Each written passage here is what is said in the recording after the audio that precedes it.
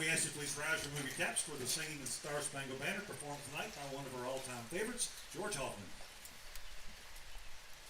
Oh, say, can you see by the dawn's early light what so proudly we hailed at the twilight's last gleaming, whose broad stripes and bright stars through the perilous fight o'er the ramparts we watched were so gallantly streaming, and the rocket's red glare, the bombs bursting in air, gave proof through the night that our flag was still there. Oh, say does that star-spangled banner yet wave o'er the land of the free and the home of the brave? Thank you, George.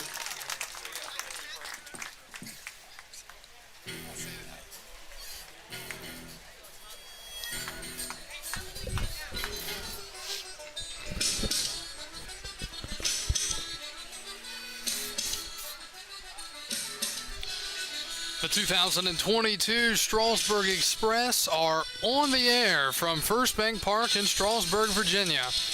It is the 2022 Strasburg Express in the Valley Baseball League. Good evening, everyone. I'm Kyle Gutschall. Glad to be back with you tonight. It's been a while since we've been in Strasburg, about 8 days since the last game where Strasburg defeated Newmarket here 10-4. Strasburg's coming off of a victory last night at Front Royal 12-4.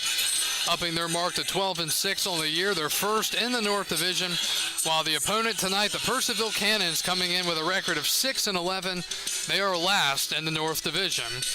On the mound tonight for the Strasburg Express, from the University of Florida, it's Karsten Finvold.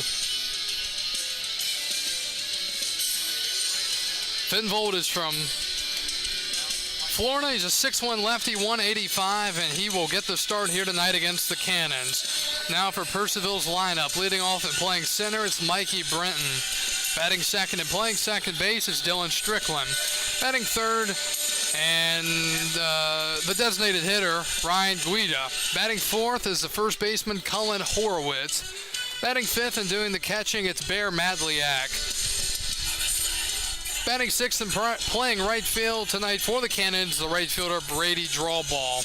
Batting seventh, it is the shortstop, Justin Akal. Batting eighth and playing left, Braden Kesey. And batting ninth and playing third, Ryan McKinney. Starting nine for the Purcellville Cannons. So Strasburg will look to stay hot after a solid showing last night, other than on the defense. Strasburg committed 7 errors in their 12-4 victory as the first pitch misses from Finvold for a ball at 7:04, and we're underway from Strasburg on an overcast night at the yard, and the pitch is swung on and driven to deep left center, going back to the wall and missing. It's the center fielder, Robinson. He ran out of real estate, couldn't make the catch, and a leadoff double for Mikey Brenton, the center fielder, to start things off here tonight for the Cannons. Now batting the second baseman from Georgia State University, number 9, Ryan Strickland. Ball was well struck, and it looked like it had a chance to get out, but it stayed in, and Robinson just could not make the snag. So a leadoff double for the Cannons here in the first inning. For Brenton, that was his 14th hit of the year. Here's Dylan Strickland, the second baseman, and Strickland takes a called strike. It's 0-1. For Finvold, it's his first appearance of the summer. He actually had a pretty solid season with the Florida Gators. He had some pretty good opportunities late in the year, and he was impressive. 0-1 changeup, swing and a miss. Very nasty pitch. Strickland 16 for 62 on the year, batting .258 with a home run and 11 RBIs for the Cannons. Dylan is from Georgia State University. The catcher, Garrick Ebel from Virginia Tech, making his first home appearance of the year. He just went out to talk to Fenvold, and now Fenvold will step off the rubber. Umpire had to mark that down as a visit. We appreciate you joining us tonight. Live broadcast on Facebook, YouTube, and Stretch Internet. You can watch it on your TV, iPad, laptop, phone, whatever it may be. 0-2. Swinging a liner into center field. Robinson goes back a couple steps, makes the catch. Runner tagging. Strasburg going to cut it. No, they're not, all the way to third. And getting there safely is Mikey Brenton on the sacrifice. So Strickland with a fly out to center. On the F8, moving up to third was Brenton, and there's one out.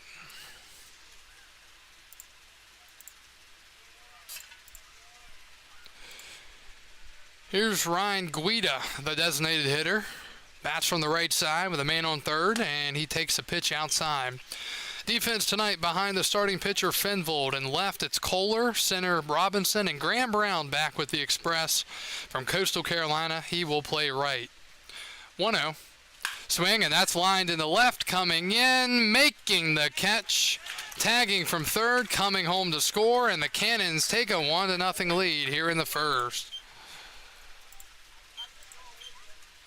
Sacrifice fly and the RBI for Ryan Guida. Now batting the first baseman, number 77, Colin Horowitz. RBI goes to Guida. For him, that's his fourth, and it's 1-0 Cannons. So here is Colin Horowitz, the first baseman. So good start for Purcellville here tonight. Rest of the defense coming up for Strasburg. Fouled back on a curve, 0-1. Zach Ketterman's at third. Armando Albert is short. Cox is at second. Cam Claunch makes his return to Strasburg. He will play first base tonight. A member of last year's squad. And behind the plate, Garrick Ebel out of Virginia Tech. 0-1. And Fenvold misses outside, 1-1. Horowitz on the year, 13 for 53. He has 3 home runs and 11 RBIs. Strasburg is a staff coming in as that pitch is swung on and missed, 1-2, with a 3.52 ERA. On the other side, Purcellville, 4.21. That ERA a little bit higher after this first inning run. The lefty's pitch, Fenvold swing and a miss, struck Horowitz out. And the inning is over, but not before the Cannons lead off with a double, get him to third on a fly out, bring him in to score on a sac fly to left. We're through half an inning. Purcellville 1, Strasburg 0.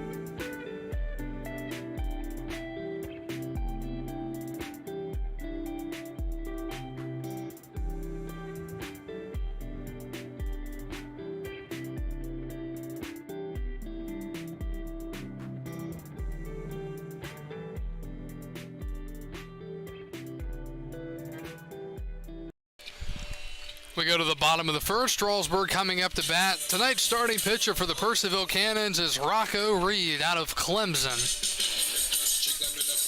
Reed, 6-foot lefty from Clemson University. He doesn't have a hometown listed, so can't put that out there, but he will get the start tonight against the Strasburg Express. Bottom of the first, the second baseman from Oral Roberts University, number 30, Jonah Cox. And coming in, Rocco Reed, 2 games started, and he has a record of 1-0, 10 innings thrown, 1.80 ERA, and opponents are only hitting a .132.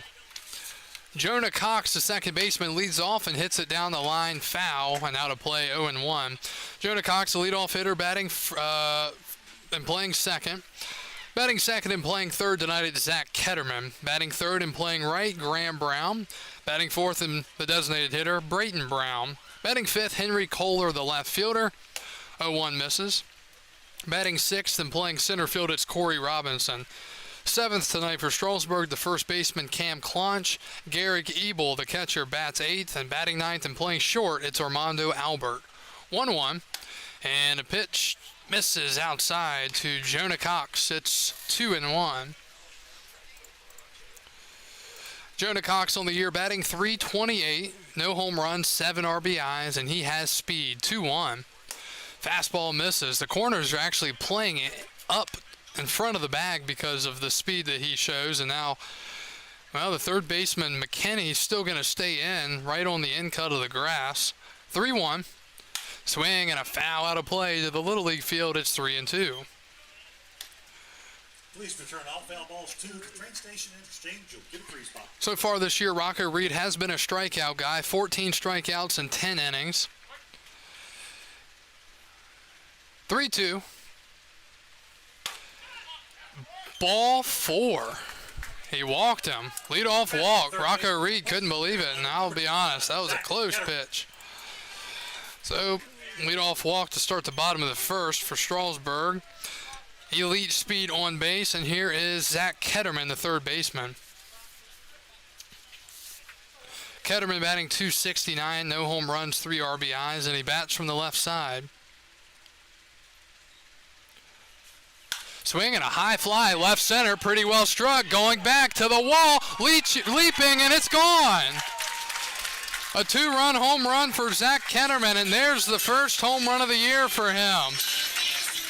And the Express take a 2-1 lead here in the bottom of the first.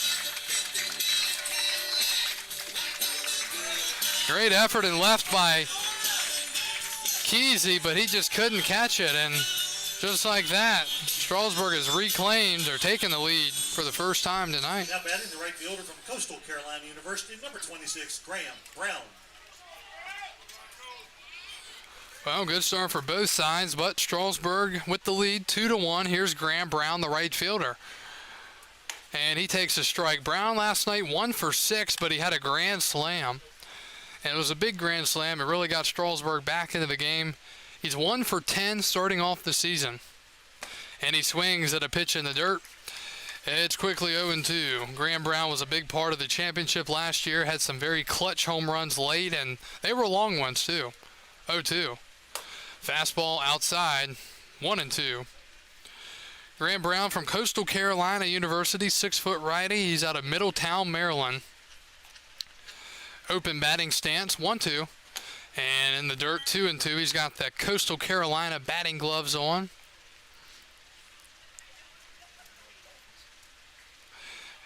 It's 2-2, the pitch from Reed.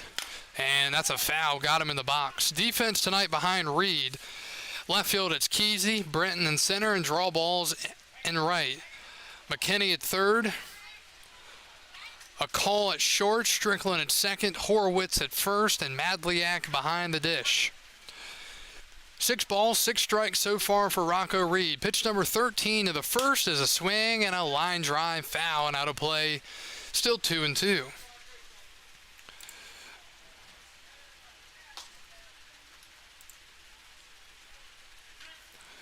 Hartmans are watching from Bradenton, Florida on YouTube. 2-2, breaking ball misses, 3-2. We've got Terry McKinney tuning in from Texas saying, let's go Cannons. Counts full. Strasburg's making Rocco Reed work early, the 3-2. Swing, and that's it into the Express dugout, and everyone had to try to duck out of the way. He's hitting it hard, just not in fair territory.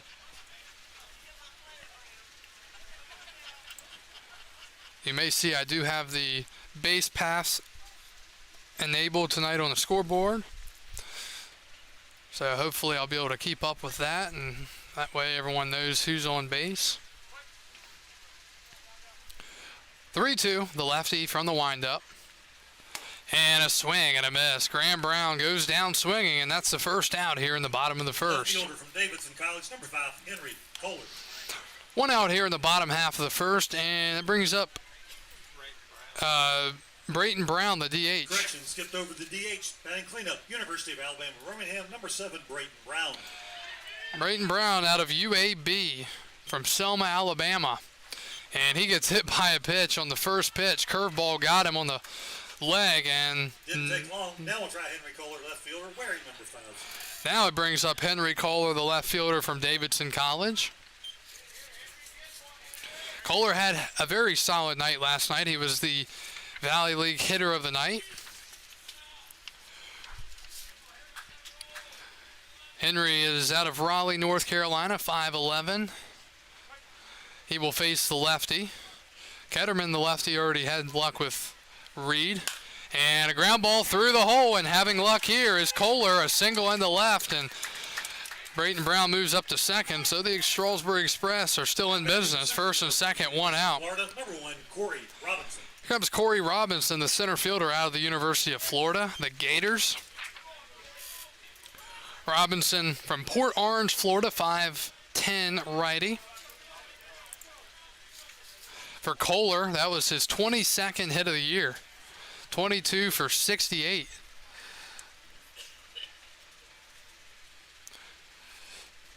So let's see if Robinson can do something here. He's batting .226 on the year. Breaking ball, called strike. Robinson, this is his 5th game of the year. He's got 12 hits, 4 of those doubles. He does have a home run and 7 RBIs.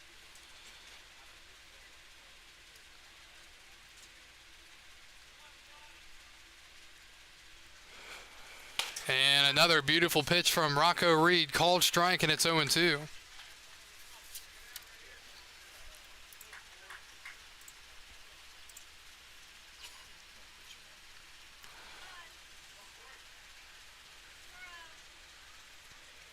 To Robinson. Swing and a liner into right. That is going to fall for a base knock. Everyone moves up a base, station to station, and the bases are loaded with only one out for Strasburg here in the bottom of the first. Coming to the plate, the first baseman from East Carolina University, number 16, Cam Clunch. Here's Cam Clunch, first baseman. 3 hits in the inning, and Strasburg looking to add on to their already 2 runs. Other games around the league tonight, we'll get to that here in a second. One game started early up in Winchester. Clunch, the batter, and he takes a breaking ball in the dirt. Bottom of the 6th inning, Front Royal has come back to take the lead over Winchester 8-7. Bottom 1, Newmarket and Woodstock. Bottom 1, Charlottesville and Covington. And Waynesboro and Stanton just a few minutes from getting underway. 1-0 the count to Cam Clunch.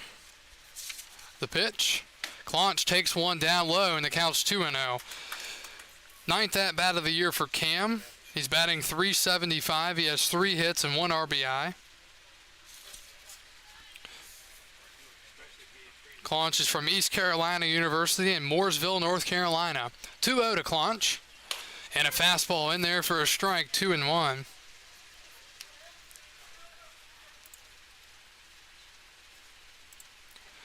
Great opportunity here for Strasburg to jump on Rocco Reed, a guy that came in with a 1.8 ERA. It's already 2-1. 2-1 pitch. Fastball misses, and trouble here, 3-1. Corners are playing in for the Cannons, looking to cut down the runner at the plate. Gary Ebel, the catcher, is on deck for Strasburg as the sun is coming out onto the field. 3-1. The lefty looks in. Swing and a fly ball down the left field line, hooking towards the line, and he couldn't make the catch. It's a fair ball. 1 run will score. Ball is trickling into the corner. 2 runs will score, and a 2 RBI double for Cam Claunch. That looked to be just fair, and just like that, Strasburg leads 4-1. That was very, very close.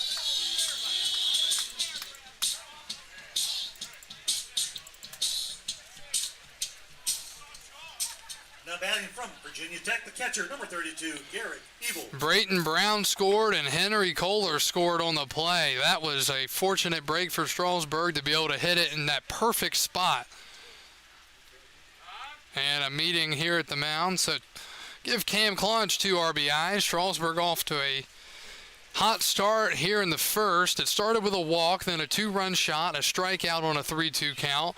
Brighton Brown hit on a first pitch curveball, then a single by Kohler, single by Robinson, and a 2 RBI double down the left field line. It just stayed on the right side of the line, and then it kind of trickled away from the left fielder Kesey and allowed 2 runners to score and Robinson to get to third with Claunch following behind at second. So Reed's going to try to limit the already 4 runs here in the first, and Garrett Ebel comes up from Virginia Tech, and he will see if he can at least get 1 more run in here for the Express in the bottom of the first. Ebel's off to a good start, and 2 at-bats. He's batting 1,000, 2 for 2 with a double and RBI. He's also walked twice, so he's had 4 plate appearances, and he still has not been retired. OPS at 2,500, slugging 1,500, on base percentage of 1,000. And a swing and a foul tip into the glove, 0-1. Claunch at second, Robinson at third. Ebel, the catcher, out of Tennessee, 6-foot righty, but he goes to Virginia Tech University.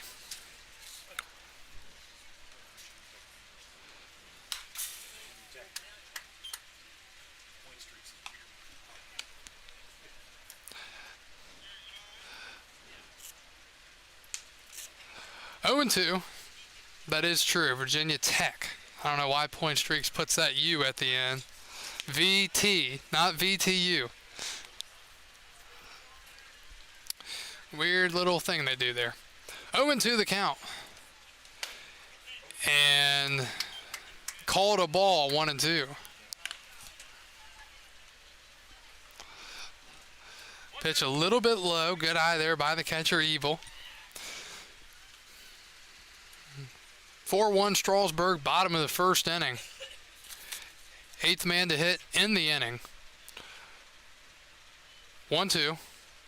Curveball, line drive, caught by the pitcher, throw to second, and it's a double play. Tough luck there for Strasburg as Rocco Reed was able to make the snag, toss it back to second, and it'll be scored.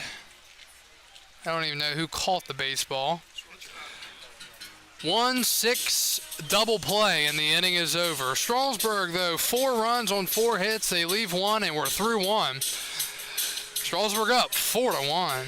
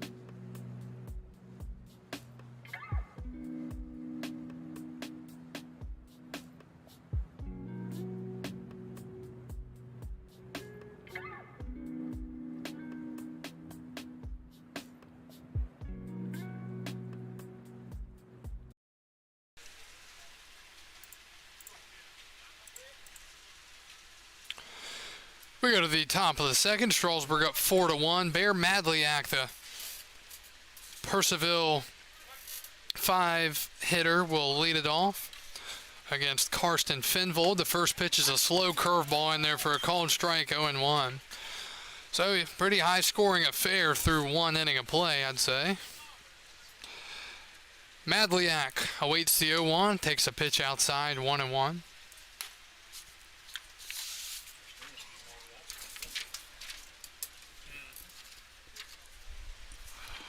Madliak out of the University of Georgia. Swing and a miss. He's out of Whitesburg, Georgia, 5'10" righty. And on the season, he's batting .292 with a couple of RBIs. 1-2 pitch, changeup misses down low in the dirt, 2-2.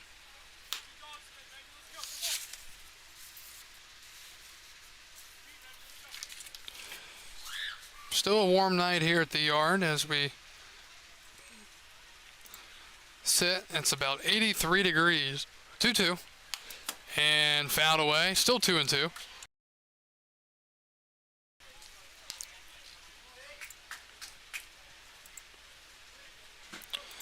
We'll go over the Valley League standings here in just a second. Coming in tonight. 2-2 to Madliak. Finvold's pitch. And fastball inner part, but off the plate, according to the home plate umpire, 3-2. On deck for Purcellville, it's Brady Drawball, the right fielder, 3-2. Swing and a liner into left, perfectly placed in front of the left fielder, Kohler. It's a leadoff single for the Cannons here in the second. So here comes Brady Drawball, the right fielder. Now batting the right fielder from Mount St. Mary's, number 27, Brady Drawball. Drawball out of Mount St. Mary's University. He's from Lovettsville, Virginia. Yeah, if we stay on this pace, this is going to be a long night.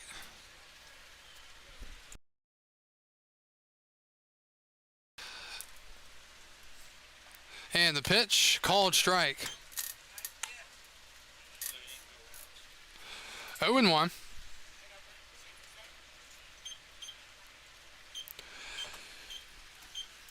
Draw ball batting .272. Breaking ball misses. He's 15 for 55. He does have a home run and 5 RBIs.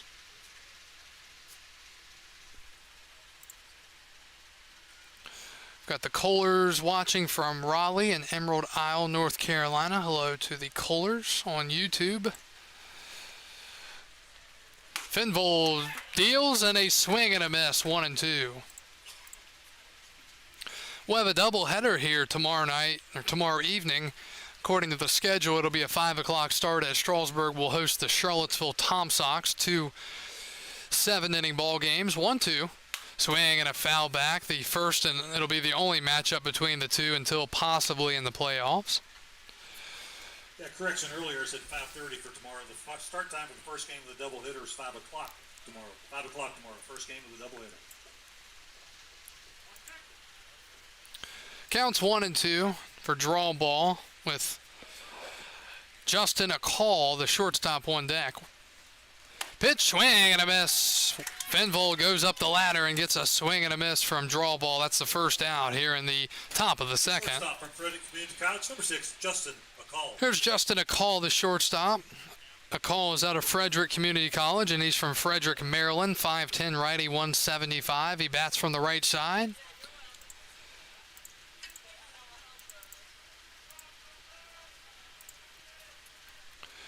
Lefty's pitch, curveball misses. 1-0. Finvold 16 strikes and 8 balls through an inning and a third. Akall, the batter, .296 average. He has a home run and 6 RBIs. Strasburg would love a ground ball, I think. The pitch, swinging a ground ball down the third base line, foul, and it's 1-1.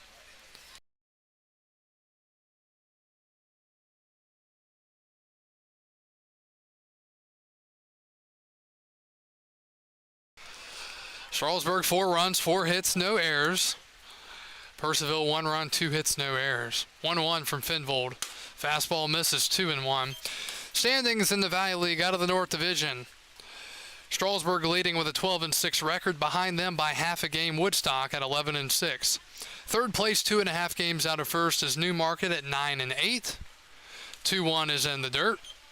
Fourth place, the final playoff spot in the north, Winchester 8-10. They're 4 games out of first. Fifth place, Front Royal 6-11. They're 5.5 out of first. And tied with Front Royal is Purcellville at 6-11. They're 5.5 out of first. 3 balls and a strike. Finville deals. Liner past the diving third baseman Ketterman in the left. They're sending the runner to third. Throw to third. It's cut off, and coming in to slide safely is Madliak. Second and third, 1 out for the Cannons here in the second inning. Double for Justin Akall. And that brings up Braden Kesey, the left fielder. St. Mary's, number 21, Braden Kesey. So trouble here again brewing as Strasburg tries to hold on to their early lead in this ball game. Judy's watching from South Carolina.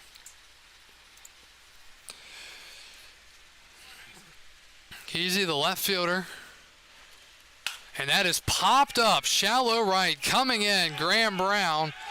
He will make the catch. Runner fakes the tag. Throw to first. Great block by the catcher, Ebel. And there are 2 outs. Runners cannot advance. Now batting in third baseman from Capital University. So Kesey can't get the job done, but Ryan Mckinney, the third baseman, has a chance to get it done for the Cannons. He will bat here. McKinney from Capital University. He's out of Weller, Texas. 5'10" righty.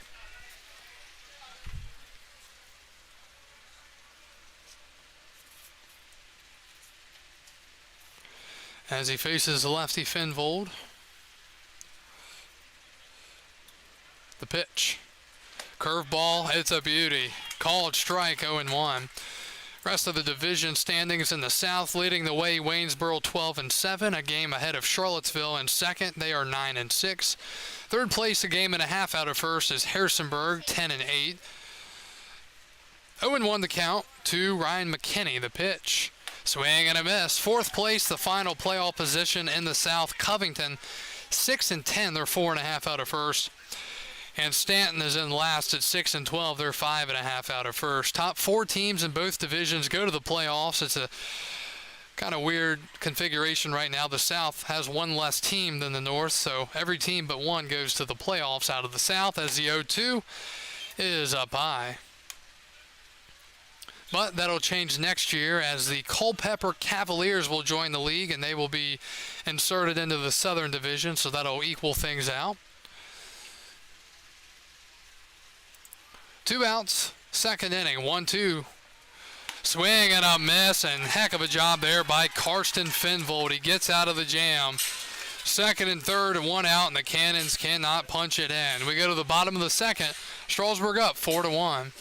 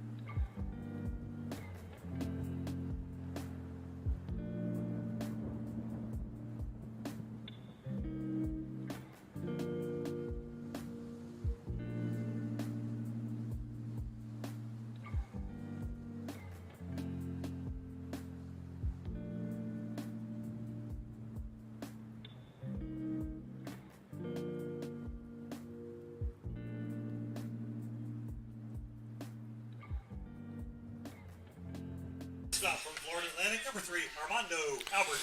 We go to the bottom of the second. Strasburg up to bat. It will be 9-1 and 2. Albert, Cox, and Ketterman. Armando Albert, the shortstop, stepping in for the first time tonight. He is out of Florida Atlantic, and he bats from the left side. First pitch called strike, 0-1.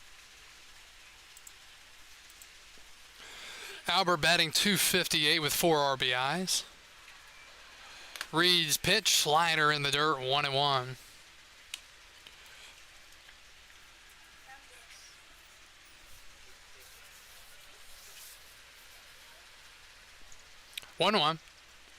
Breaking ball in the dirt. Rocco Reed falls behind the count, 2-1.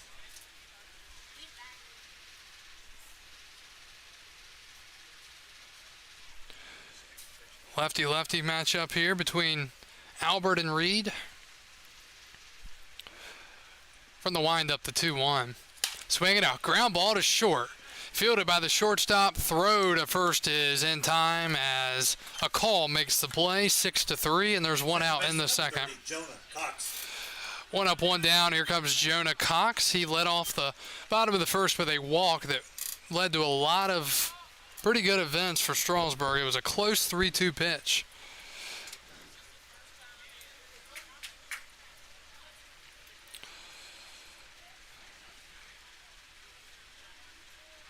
Cox is from Thornton, Colorado, and he pops one up on a curveball out of play, 0-1. Please return those foul balls to the train station, in exchange for which you will get a free spot.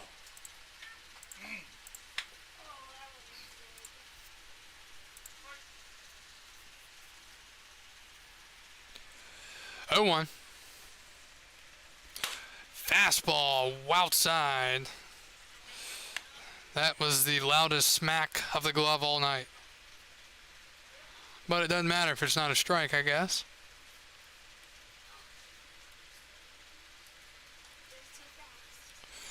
One and one. Swinging a line drive into right. Coming in and making a sliding catch is Brady draw ball in right. Heck of a play out there for the second out. Zach Ketterman. And right there shows you how the game of baseball is crazy. Draw ball was the one that, unfortunately for the Cannons that night, dropped the pop fly that would have won the game in the ninth inning. And then right there he makes a heck of a play to rob Cox of possibly extra bases. So 2 outs. Ketterman takes a ball on a check swing. It's 1-0. Ketterman homered to left his first time up. He's 1 for 1 with a couple of RBIs. 1-0. And a swing and a miss. He pulled the string with the changeup, 1-1.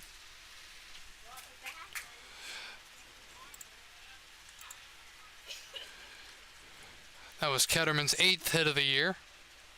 Takes one outside.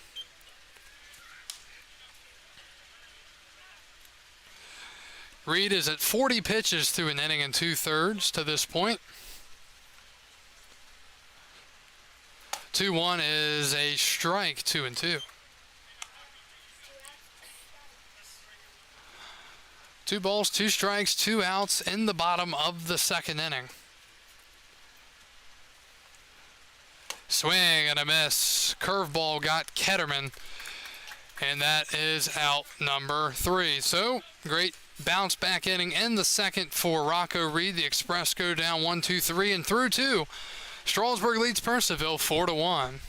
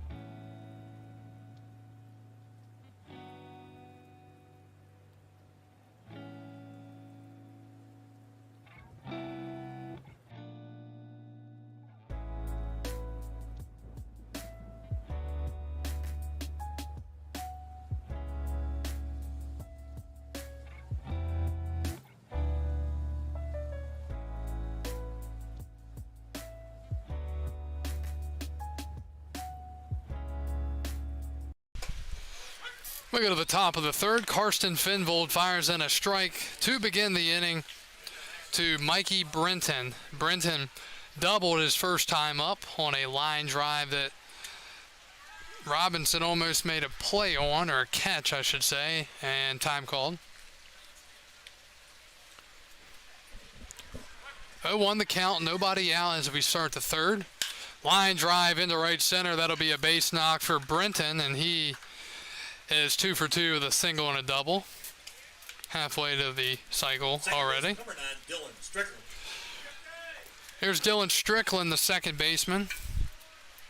Strickland flew out to center his first time up.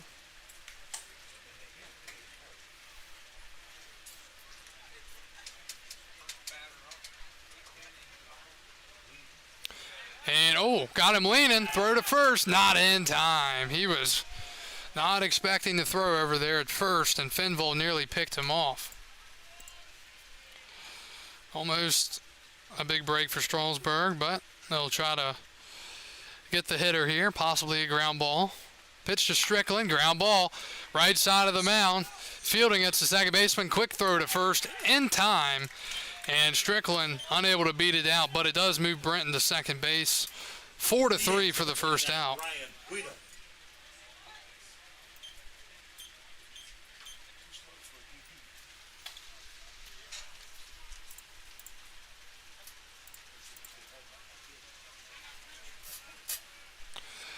So here is Ryan Guida. He hit a sac fly to left his last time up, crushes one to right, going back, making the leaping catch is Graham Brown and getting it into the cutoff man. There are 2 outs, but a big second out as Brenton moves up to third. It was well hit, but a great play and right. So 2 outs now, and here's Cullen Horowitz, the first baseman. 7-7, Cullen Horowitz.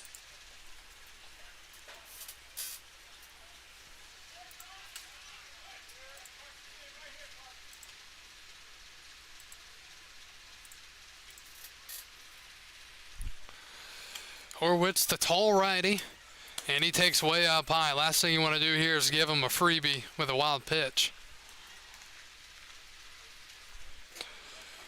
Horwitz struck out swinging his first time up, 0 for 1. Bats with a man on third and 2 outs. Swing and a miss. Changeup, buried it in the dirt, 1-1.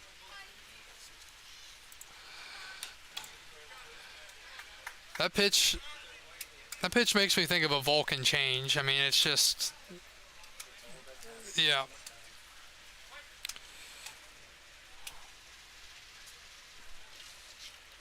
Eric Gagne's changeup.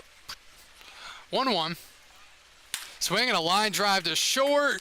Diving stop by the shortstop, but trickles out of his glove. An RBI single for Cullen Horowitz, and the Cannons score a run. It's 4-2. It was hit hard and great effort by Albert. He did stop the baseball, but it popped out of the glove, and easily reaching was Horowitz. So from one Bear of Cullen Horowitz to another Bear of Bear Madliak. Madliak, the catcher, singled his first time up, was stranded at third in the second inning. One swing ties this thing up. Finvold's pitch. Swing and a high fly right center, going back to the wall, and again making a leaping catch is Graham Brown. So the Cannons are definitely getting on Finvold a bit as they score 1 run, but Strasburg still holds a lead. It's 4-2 as we go to the bottom of the third. Strasburg will look to get that run back after this.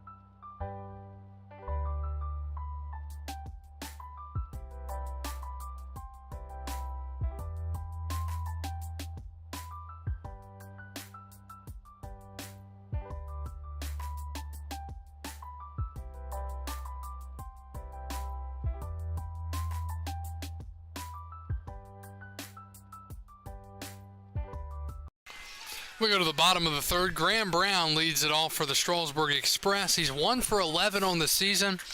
He had a grand slam last night. Really got Strasburg back into the game, and then they just went on and kept hitting the ball. 1-0, and that's chopped foul into the net and towards the Express dugout. It's 1-1. Again, thank you for tuning in tonight to our live broadcast. We've got about 30 viewers over on Facebook and 30 on YouTube. A lot of parents here this weekend. 1-1, and that is lined in the right center and in for a base knock.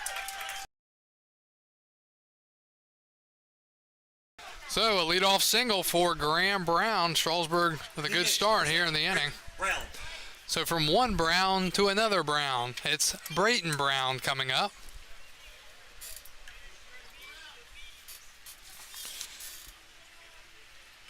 Graham and Brighton were both on last year's championship team.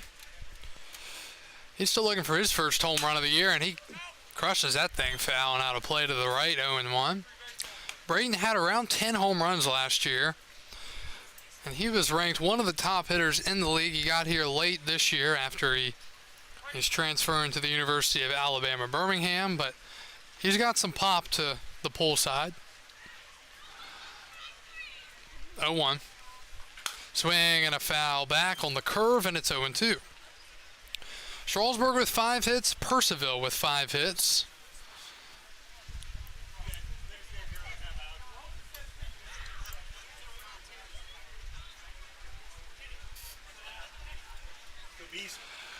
Oh, 2 to Brighton Brown with Graham Brown on first.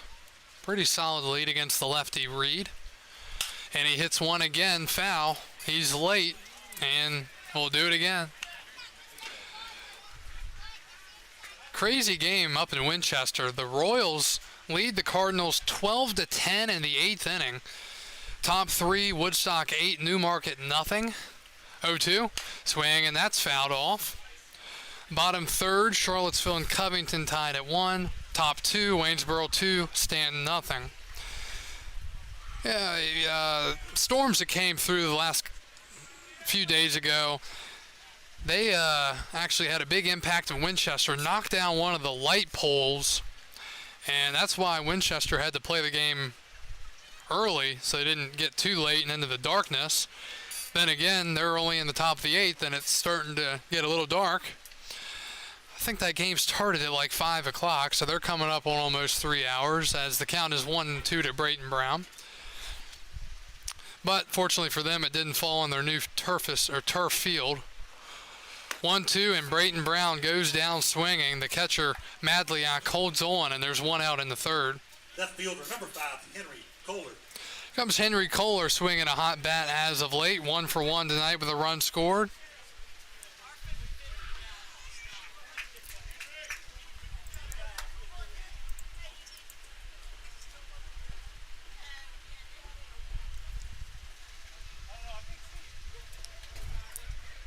And a quick throw over, and Graham Brown back in safely. Again, another year where we have Graham Crawford, Graham Brown, and Brighton Brown. Runner goes, the pitch. Curveball called strike, though to second by Madliak. It is not in time. Getting in there safely is Graham Brown, and another stolen base for Strasburg. They've been one of the top stealing teams of the year, and they show it once again.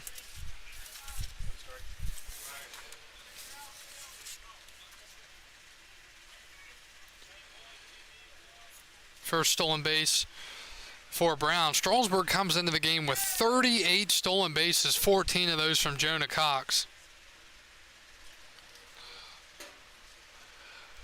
0-1 to Kohler. And a ground ball to second. Strickland tosses to first in time, and there are 2 outs. Runner moves up to third. Center fielder, number 1, Corey Robinson. That was Corey Robinson, the center fielder. He scored, I should say, he singled in the first.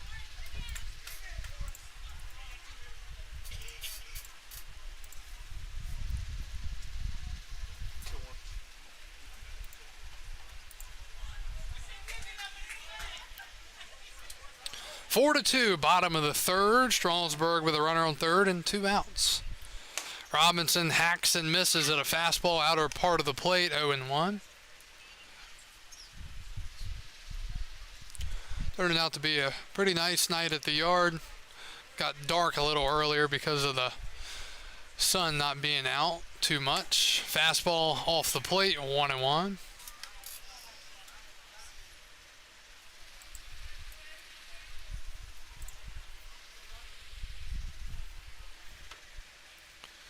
Just need a base hit to the left here if you're Robinson. You don't need to swing too hard, just shorten up the swing. Change-up misses, 2-1.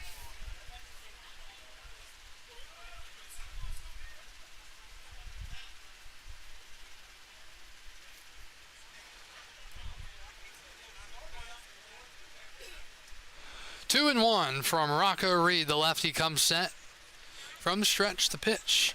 Breaking ball skips to the plate. Runner has to hold at third. Some news out of the MLB today. First off, the New York Yankees no hit at home against the Houston Astros. Freddie Freeman making his return to Atlanta this weekend to take on the Braves as a member of the Dodgers. And 9 years later, former #1 overall pick Mark Appel reaches the big leagues with the Phillies. 3-1 to Robinson.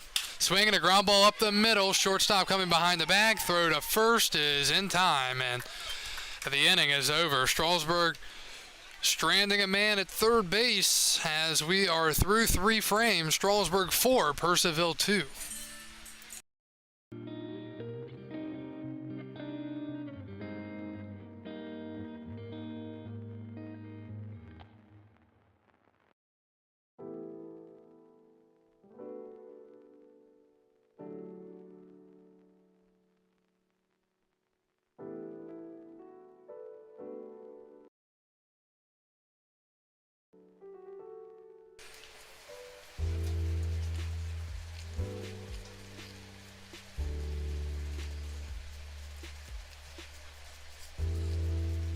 Each of these two folks will receive a $1,000 scholarship courtesy of the Strasburg Express. Our first recipient is Sydney Duckworth. She's the daughter of Alton and Crystal Duckworth, the sister of Allie, Ethan, and Carson Duckworth.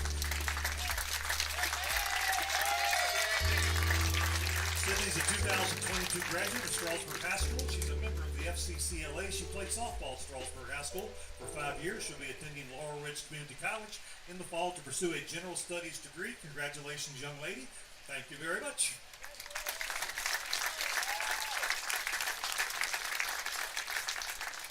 Next we have Hayden Crabill. He's kind of familiar with this ball field just a little bit. He's the son of Paul and Connie Crabill. He's a 2022 cum laude graduate of Strasburg High School, a member of the National Honor Society and the Athletic Leadership Council, a member of the Strasburg High School swimming team, and he earned All-State in that. In his baseball career, he was first team All-District and first team All-Region. Seems to me he just got something recently on All-State as well. He'll be attending Lebanon Valley College in Annville, Pennsylvania to pursue his baseball career and plans to major in athletic training. Hayden, we've been watching you for years here. Congratulations, buddy. Thank you, guys.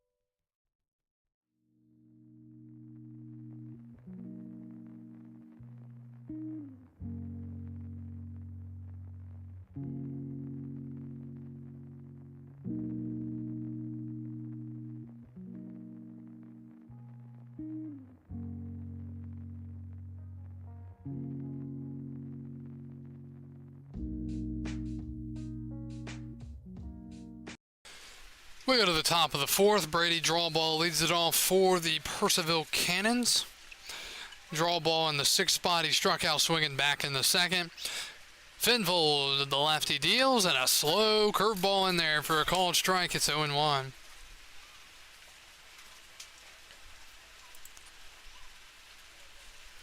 Oh, 1. Change up. Skips way in front of the plate. 1-1.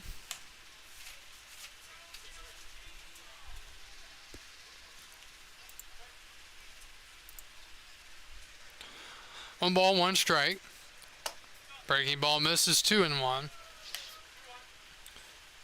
Finvold at 44 pitches through 3+ innings.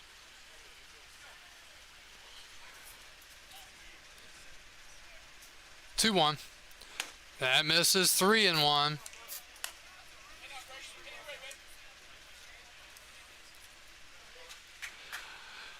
Do not want to walk the leadoff man. 3-1.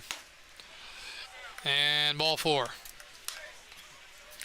So, Purcellville reaching on the leadoff walk to start the fourth inning. If you recall, the Strasburg 4-run first inning was started by a leadoff walk.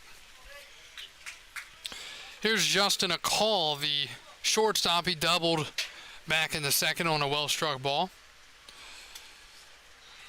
Strasburg would love a ground ball up the middle. And he shows bunt, pulls back for a ball, 1-0. So Finvold having a little bit of control issue here in this fourth inning. For a call, that was his 9th hit of the year. Home run, 6 RBIs, throw over.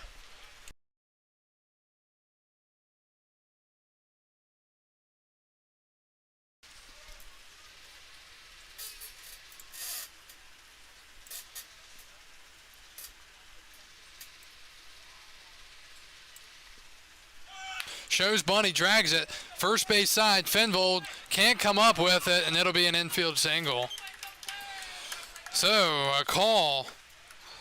Able to drag a bunt down the first base line, and the Cannons are in business. First and second, and nobody out.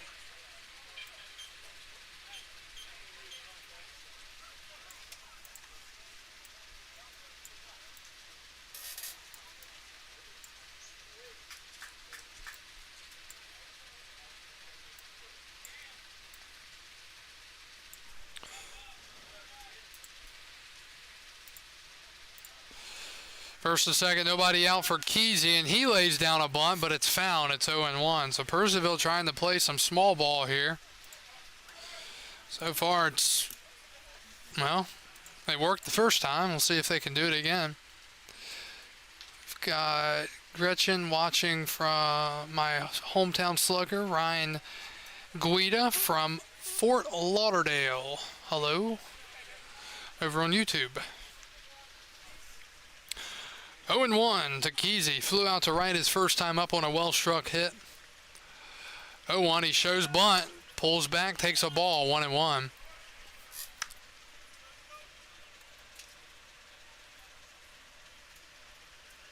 Claunch playing in at first. And third baseman Ketterman playing in as well. 1-1 pitch. And that's down low. 2-1.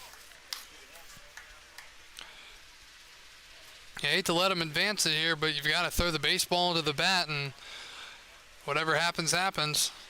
Best case scenario is he pops it up, and you could possibly at least get an out, or possibly 2, or sometimes even 3 on plays like these. 2-1, he shows again, gets it down, it's popped up over the net towards the bleachers, and a fan nearly makes a barehanded snag on it. It's 2-2. But even if he did, our PA announcer, Jay Neal, would say, please return it to the train station for a freeze pop, because tonight is not Friday, it's Saturday. Fridays are keep your baseball night. Every other night, freeze pop. I don't see him showing here. Let's see, though. 2-2. He doesn't. And it hit him. Bases are loaded. Nobody out for Purcellville. Third baseman, number 44, Ryan McKinney. So, meeting at the mound, Nolan Freeman, the pitching coach, will come out and talk to Fenvold. But again, this inning started with a walk, and you just cannot do that. So, Ryan McKinney will bat. He struck out his only time up in the second. Strasburg up 4-2, but a base knock here, and it's likely a tie game. So, this is damage control here if you're Fenvold.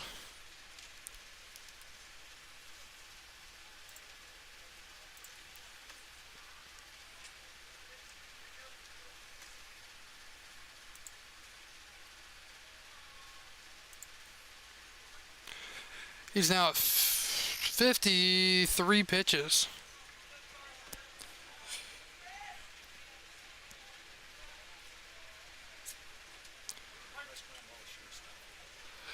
Corner's playing in the first pitch. Curveball, called strike, 0-1.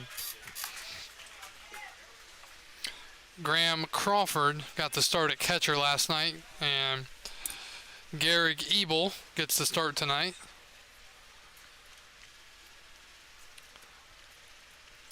0-1 to the righty. Curveball line down the left field line. It's a fair ball. One will score. Two will score. They're sending the last runner or the other runner to the plate. He will score. 3 RBI double. And Purcellville leads it 5-4. So Strasburg had some luck down the third base line earlier, and now Purcellville gets their luck here. Center fielder, number 88, Mikey Brenton. So draw ball scores from third, a call scores from second, and Kesey scores from first. Still, nobody out, and you see the effects of the leadoff walk.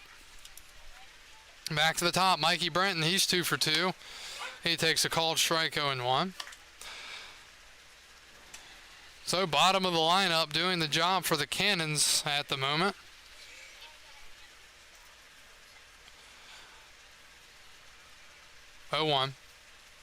Swing and a foul tip into the glove.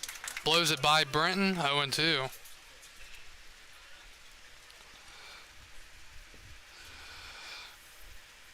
Brenton is 15 for 53 on the season. 0-2.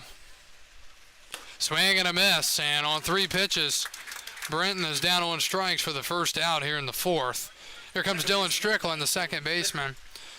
Strickland is 0 for 2 tonight with a fly out to center and a ground out to second.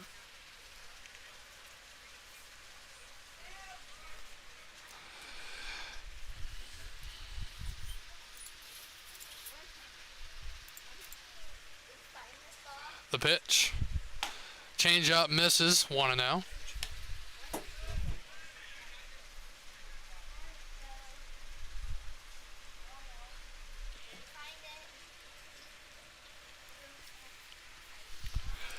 Three runs in the inning for the Cannons. Fastball misses, 2-0.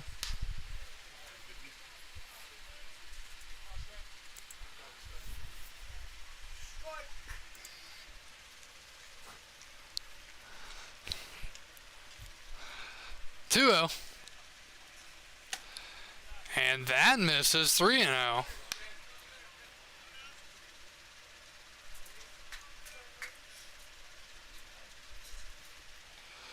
On deck is Ryan Guida, the DH, 0 for 1. 3-0, and he swings away and fouls it away. It's 3-1. Cannons with 7 hits now. Not even through 4 innings. Purcellville has allowed 5 hits against the Express.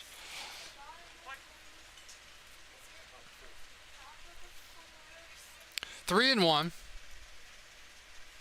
Swing, and that's hit hard down the third base line, and another run will score, rounding first and the second.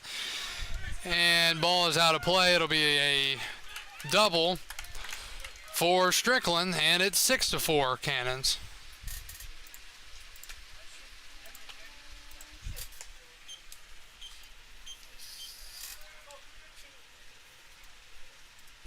DH, number 29, Ryan Guida. So here comes Ryan Guida, the DH. He's got an RBI tonight.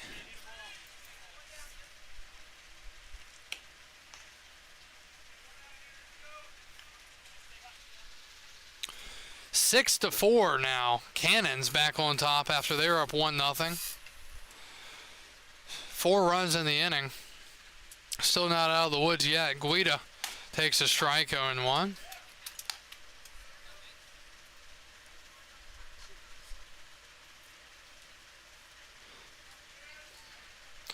Finfold set. The lefty keeps an eye on the runner in the pitch. Fastball misses, 1-1.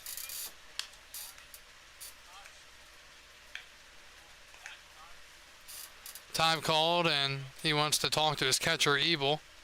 Maybe about the signs being relayed out there. I don't want the runner Strickland to see him.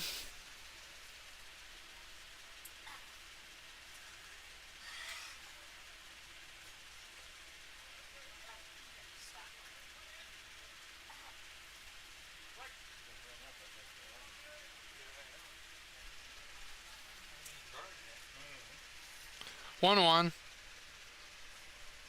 And that is crushed to left center, going back to the wall, and dropping the ball is center fielder Robinson, getting it in, scoring from second. It's an RBI. And we're going to score that an error on the center fielder Robinson. And it's 7-4. First baseman, number 77, Cullen Horwitz.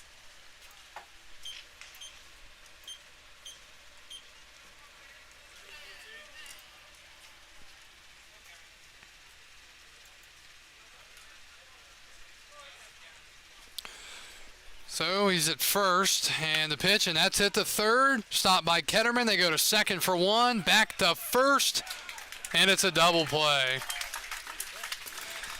And the half inning is finally over, but not before Purcellville scores 5 runs to reclaim the lead. It's 7-4 Purcellville going to the bottom of the 4th.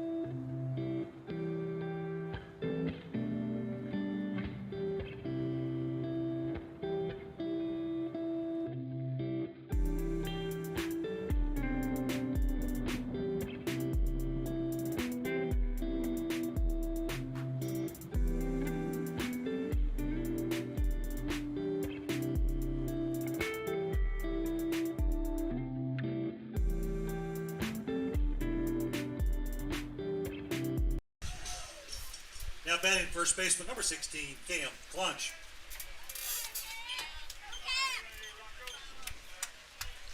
We go to the bottom of the 4th. It's a whole different looking ball game now. Strasburg was up, and now they're down 7-4 after surrendering 5 in the top of the 4th. Cam Clunch will lead it off, and he pops it up foul to the left and out of play. It's 0-1.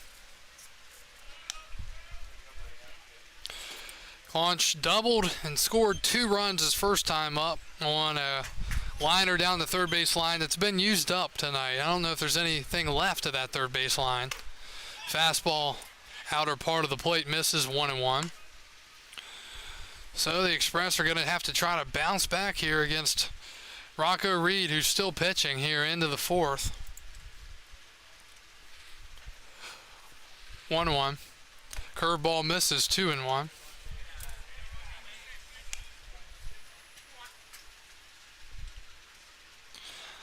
That was pitch number 61 of the night. 2-1. Swing, and that's hit into the Cannons. Dugout, foul, it's 2-2.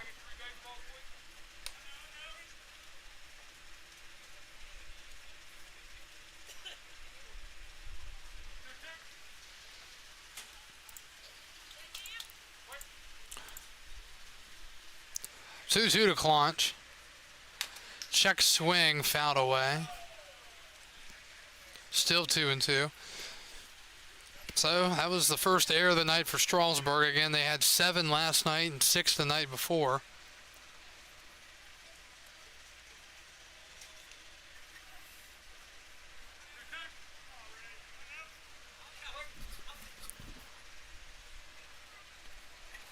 Two. Claunch, swing, and a miss. Oh, the ball gets away to the backstop. Hustling it down, and Claunch is out. 2-3, and there's 1 out. Now batting the catcher, number 32, Garrett Ebel. Garrick Ebel, the catcher, comes up. He lined into a 1-6 double play with runners on second and third back in the first, and you don't think back to that at the time because, you know, Strasburg's up 4-1, but now you look at things and say, wow, those runs were pretty important out there, especially now. So Ebel will try to get revenge, and he lines one into right center, and he does. A gap shot for the catcher out of Tech. Hustling around first, going to second, throw to second, and not in time. Garrick Ebel with a 1-out double for the Express here in the bottom of the 4th. Shortstop, number 3, Armando Albert. Brings up the shortstop, Armando Albert from Florida Atlantic University. Grounded out to short his first time up.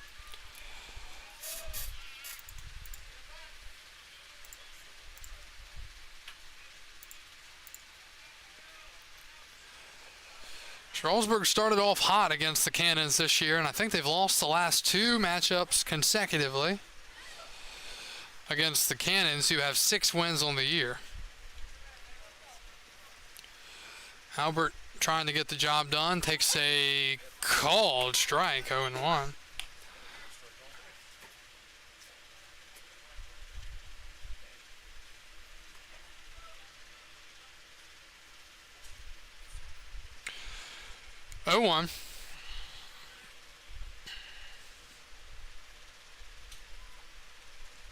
Curveball nearly hits him, but it's inside 1-1.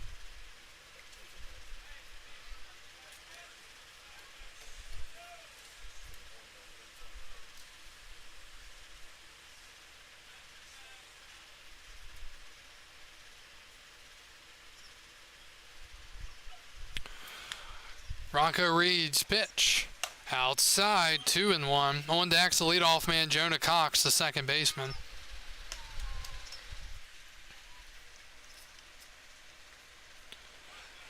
Seven 4 Cannons, and I think I mentioned this in the first. It felt like it was going to be a long game, and we've got a lot of runs and a lot of hits on the board so far.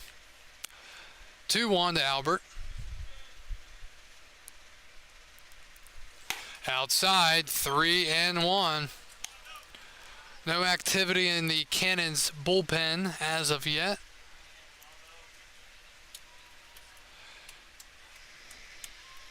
And he will walk off the back of the rubber. A couple of guys are running down to the bullpen now. Tell the temp is dropping a little bit. I did not bring the sweatshirt in, though. It's not going to be necessary tonight, I don't think. 3-1, and that's fouled away. Count is full at 3-2.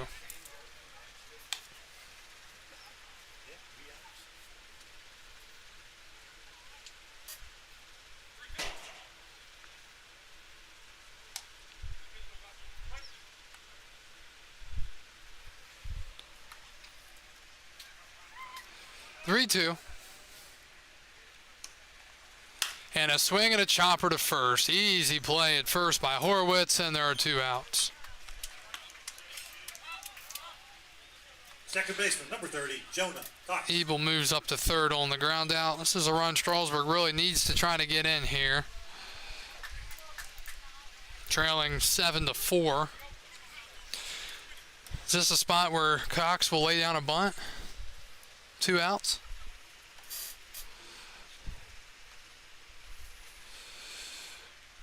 He takes a curveball that misses, 1-0.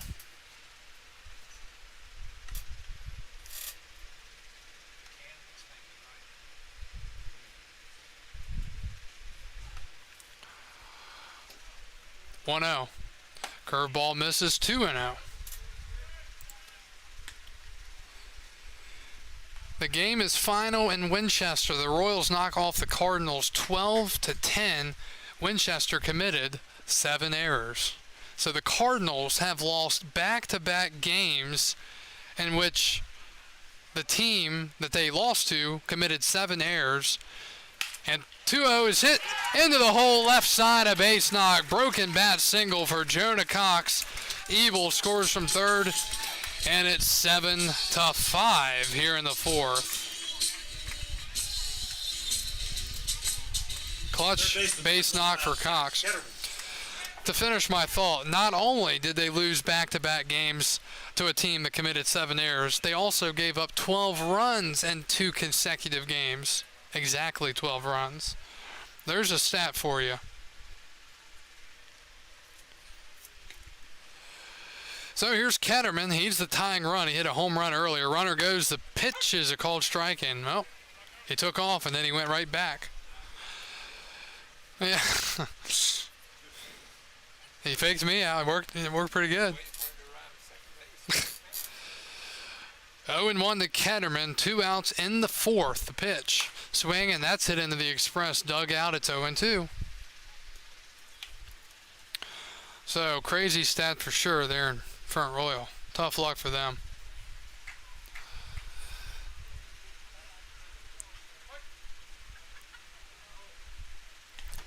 Oh and 2 to Ketterman.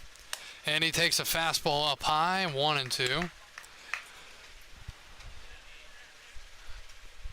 12 runs combined, 15 hits combined, and an error. And we're not through 4 here tonight at the Yard. May I add, we're an hour and 16 in. Swing and a grounder to third, falling down on a knee to block it. Throw to first in time. Tough play there. Mckinney went down and blocked it and just threw Ketterman out. 5-3, and that's out number 3. So the Express fight back and score a run. We're through 4. Purcellville 7, Strasburg 5.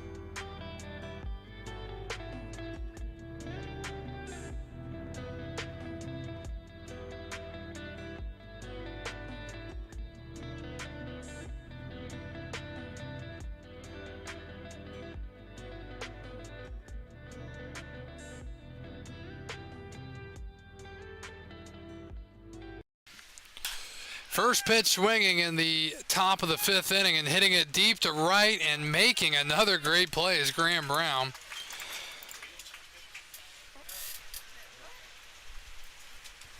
And there's 1 out. Right fielder number 27, Brady. So Bear Madliak sent that one for a ride, but just couldn't get it to fall. So here is Brady draw ball, the right fielder, a strikeout and a walk tonight.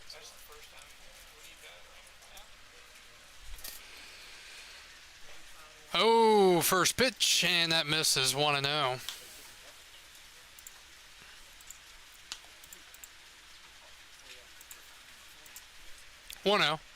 And that is lined into center field. It's a base knock. Draw ball with his first hit of the night. For Purcellville, that is hit number 9 of the night. Shortstop, number 6, Justin McCall. Remember, this Purcellville team is a squad that came in with a batting average of only .242, but they're hitting the ball well tonight. Here's Justin McCall, the shortstop. He is 2 for 2, a single and a double. He hits it down the third base line. Ketterman goes to second for 1, back to first, double play. Zach Ketterman starts a solid 5-4-3 around the horn turn, and just like that, we're through the top of the 5th. Strasburg trailing Purcellville 7-5. We're back after this. Yeah, baby.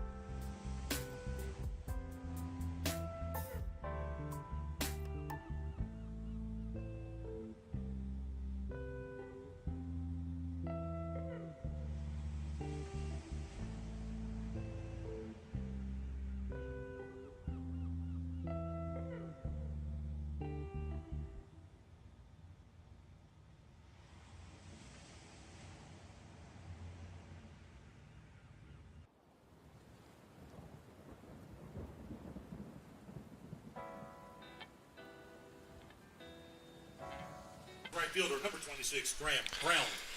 We go to the bottom of the 5th. New pitcher for Purcellville. It'll be Micah Earwood. He comes in here in relief of Rocco Reed as the first pitch is hit foul by Graham Brown. So Rocco Reed will not get the win tonight. He went 4 innings, allowed 7 hits, 5 runs, all earned, 1 walk and 4 strikeouts. So his roughest outing of the summer. And the righty Earwood will step off the back of the rubber. He is from Georgia State University. Swing and a miss, 0-2. He's out of Cartersville, Georgia. And the 0-2. Swing and a miss. And Graham Brown down on strikes for the second time tonight. Here comes Brighton Brown. Earwood on the year, 3 1/3, now 3 2/3, 6 strikeouts, now 7 strikeouts, and a 5.41 ERA.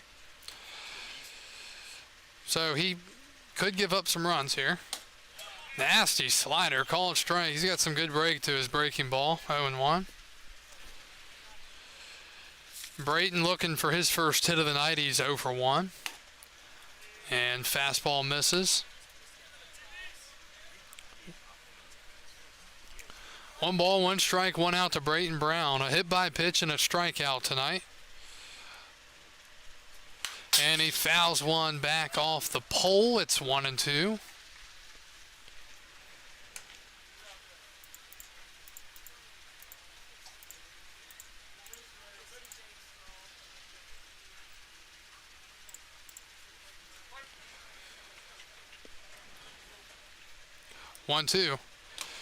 Brown takes a ball. Bottom of the fifth, Woodstock leading Newmarket 9-0. Top six, Charlottesville 5, Covington 1. And top five, Waynesboro 2, Stanton 0. 2-2 the count to Brighton Brown. And he takes up 3-2. On decks, Henry Kohler, the left fielder. 3-2 from Earwood. Swinging a ground ball to third, laying out to stop it. Mckinney, throw to first is in time.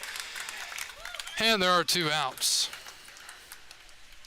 Left fielder number 5, Henry Kohler. Back-to-back outs to start the fifth. Here is Henry Kohler, the left fielder. He's 1 for 2 with a single and a ground out.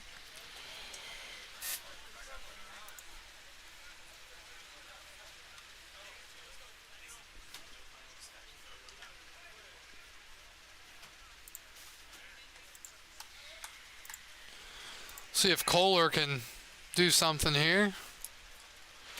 Nearly hit. Goes to the backstop, 1-0. On the year, Kohler is now 22 for 69.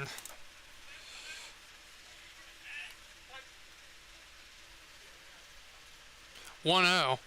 That's a called strike, 1-1.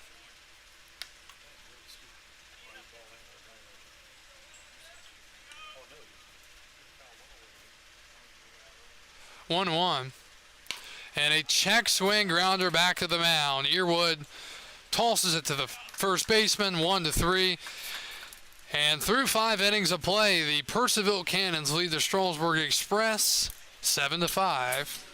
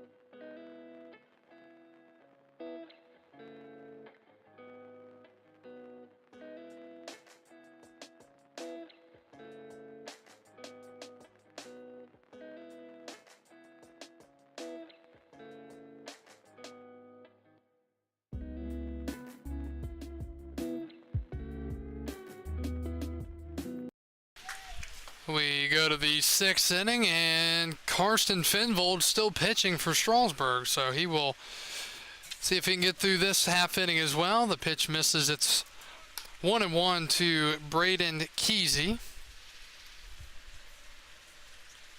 Kesey tonight a hit by pitch and a fly out to right. He scored one of the 7 runs for the Cannons. Finvold's pitch count, he's at 73. Say they'll either let him go until he gives up a base runner, or I don't know. Swing and a miss, 1-2.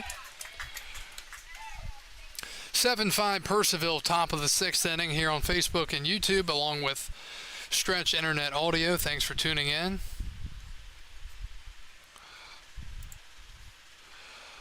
One and two the count. Finvold looks in for his signs, and time called.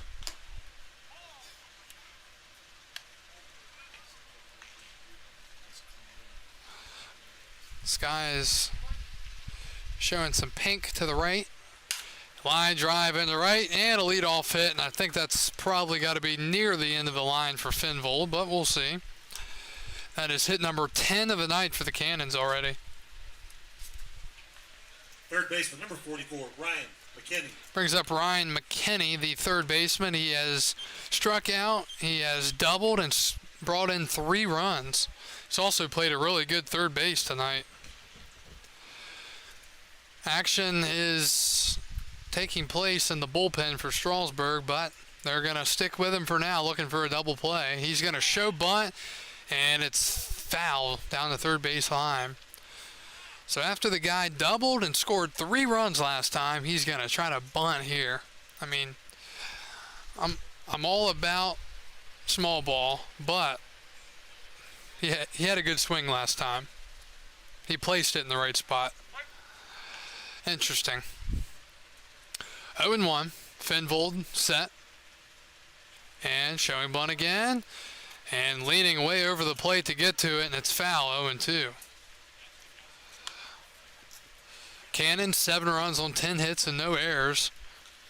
Strasburg, 5 runs on 7 hits and 1 error.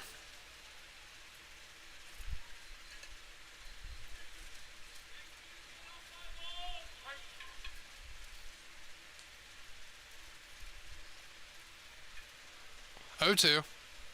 Fastball misses. Third at first, safe.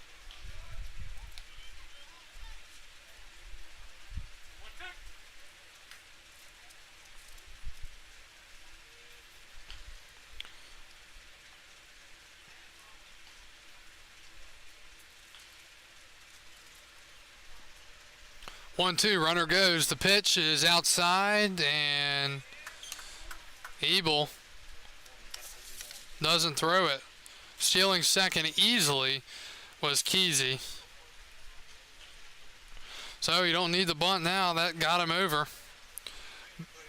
Base hit could score another run for the Cannons.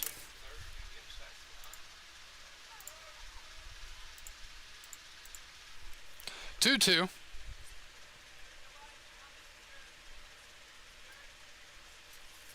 Swing and a pop-up.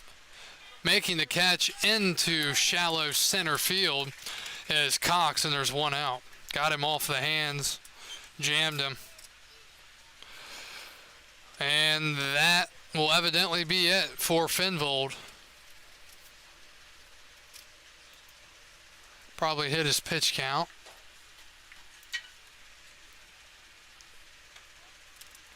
He will hand the baseball over.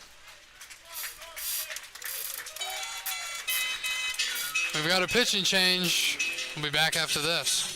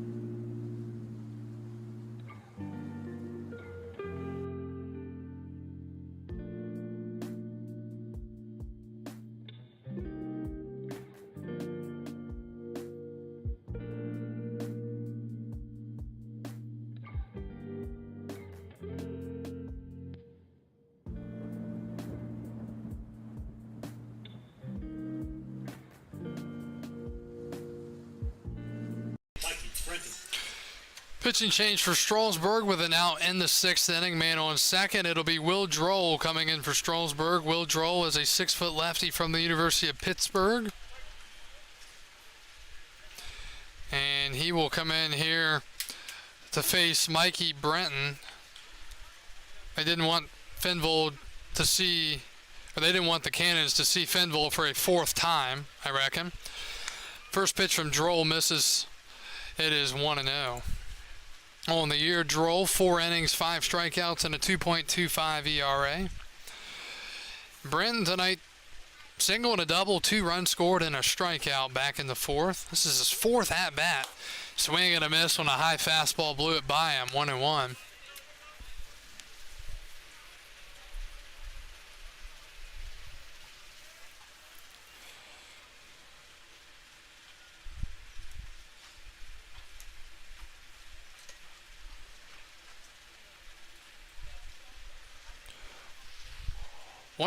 Runner fakes to go. Curveball, strike 2. Great pitch there from Droll.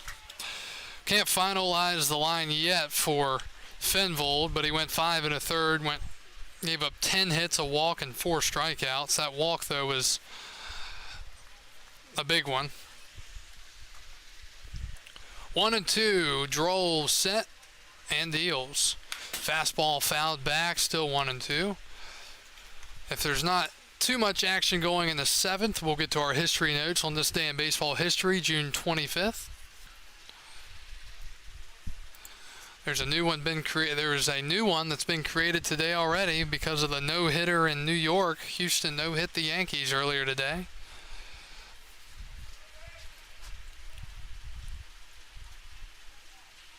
It's already been added. 1-2, and that misses.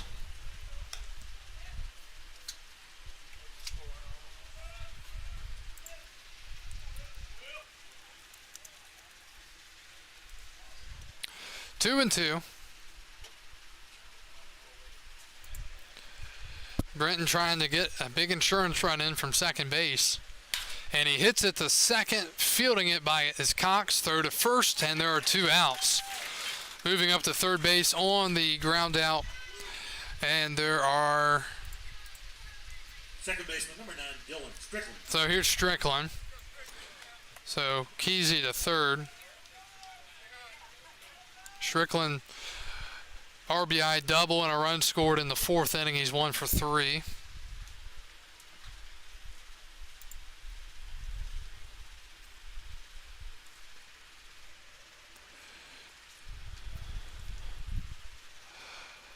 Pitch is in the dirt to the backstop, but holding it third. Fortunate for Strasburg is Kesey. College World Series, top 6 on ESPN. Ole Miss 4, Oklahoma nothing. 4-0 in the 6th.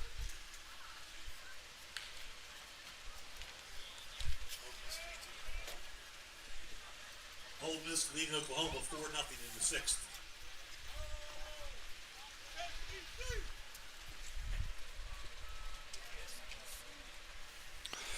Umpire taking a long time here to do some maintenance on the plate.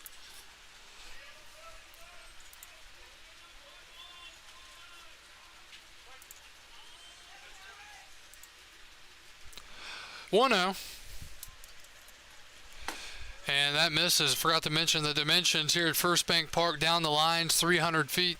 Straightaway center, 365. Last night, the net got a couple of guys last night at Front Royal, and the game where Strasburg defeated the Cardinals 2-0, and that misses 3-0.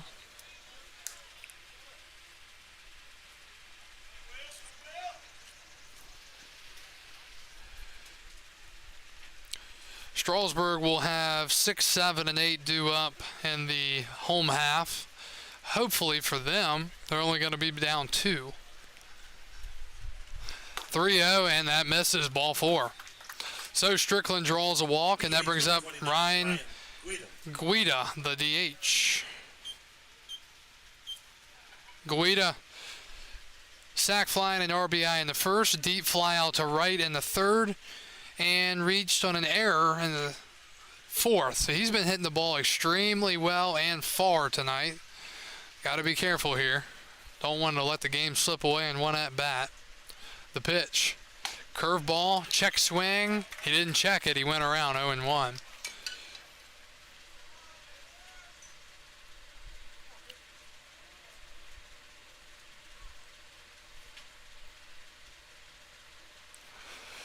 Oh, the count. Breaking ball, called strike, 0-2. Droll out of the bullpen looking to pick up the final out here in the 6th inning. Get Strasburg back up to hit. 13th pitch coming up here. Swing and a ground ball into right center. Strasburg surrenders another run, and it's 8-5. First baseman, number 2 strike Horowitz. RBI single for Guida. Scoring is Kesey. And second RBI of the night for Guida. Here's Cullen Horowitz, the first baseman. Singled in a run in the 3rd. Also struck out and hit into a double play. 8-5 now the score. The pitch outside, 1-0. Strasburg's pitching has been a struggle here tonight.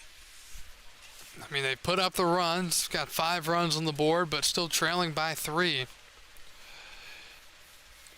Purcellville showed up to hit, a team that is in the bottom of the league, really, in all major hitting categories, but they've shown up tonight, and they're putting the bat on the ball. It's 1-1 to Horowitz. Really, the big thing is they've had guys on base really all night long. I mean, they've threatened. 1-1. Fastball, called strike, and it's 1-2.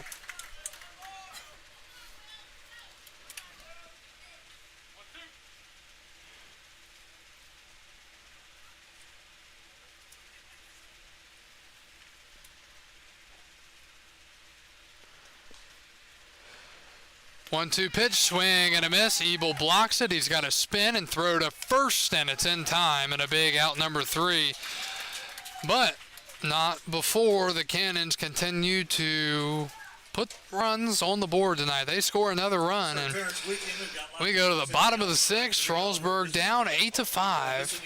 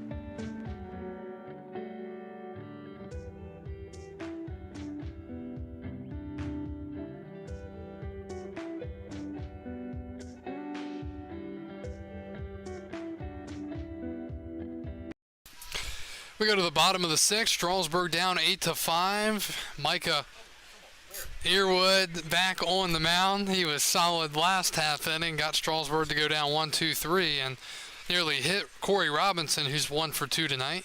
1-0. And that's chop foul, 1-1. Purcellville 8 runs, 11 hits, and no errors. Strasburg 5 runs, 7 hits, and 1 error.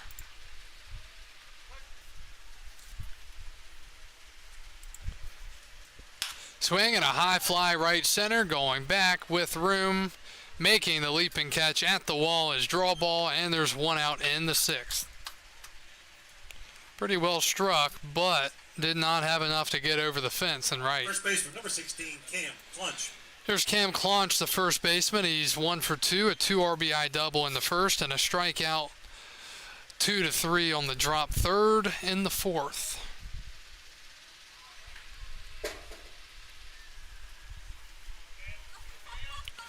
Strasburg needs base runners. First pitch is a frisbee, called strike 0-1.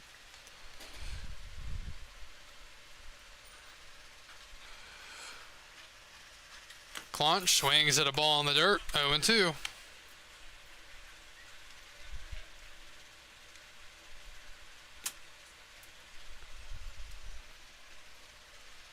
Quickly the 0-2. Earwood's pitch, swing and a ground ball to short. A call, throw to first, and there are 2 outs.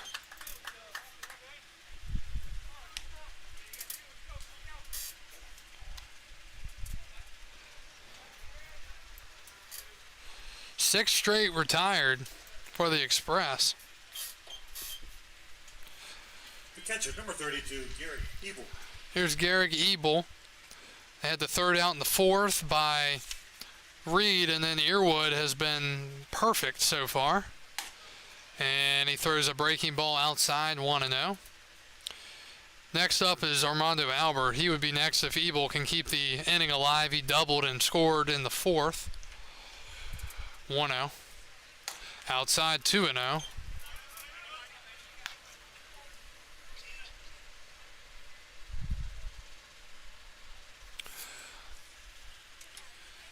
With Ebel's hit earlier, he's now 3 for 4 on the year.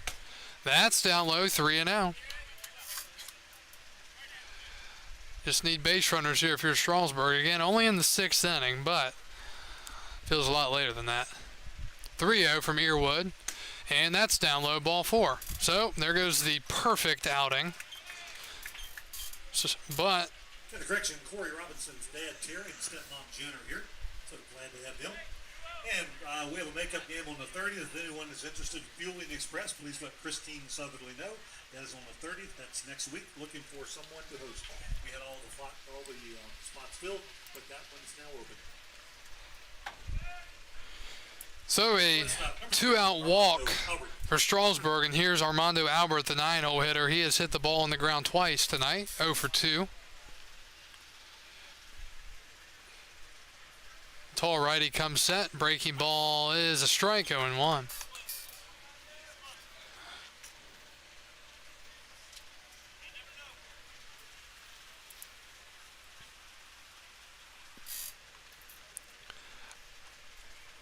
And 0-2. Called strike.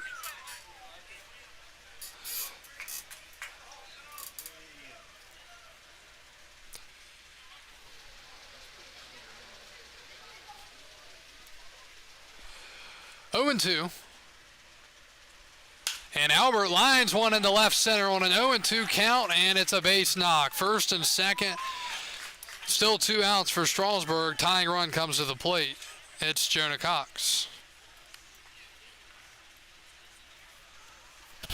And a meeting at the mound. Now batting number 30, Jonah Cox. And I smell skunk, which usually after the game we see it come out.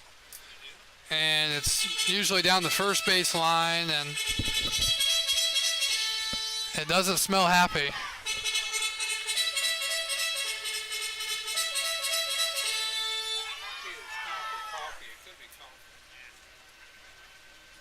It could be. Could be coffee. Those are about the only 2 options.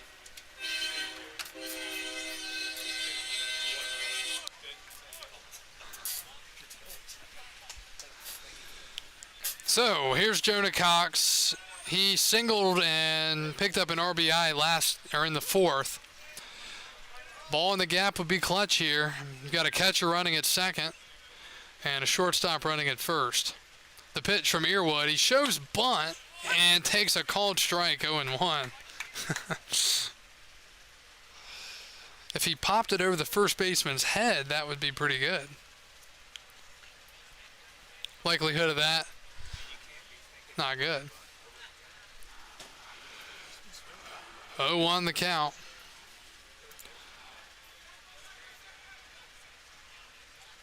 And way outside, 1-1. Yeah, Cox has 23 hits on the year now. And 69 at bats. He's got now 8 RBIs. He doesn't have a home run yet. He almost hit one out last night, but the net in Front Royal stopped him. 1-1. Swing and a pop-up. Shortstop into the outfield, makes the catch. And the inning is over. Strasburg strands 2, and we go to the 7th. The Express trail the Cannons 8-5.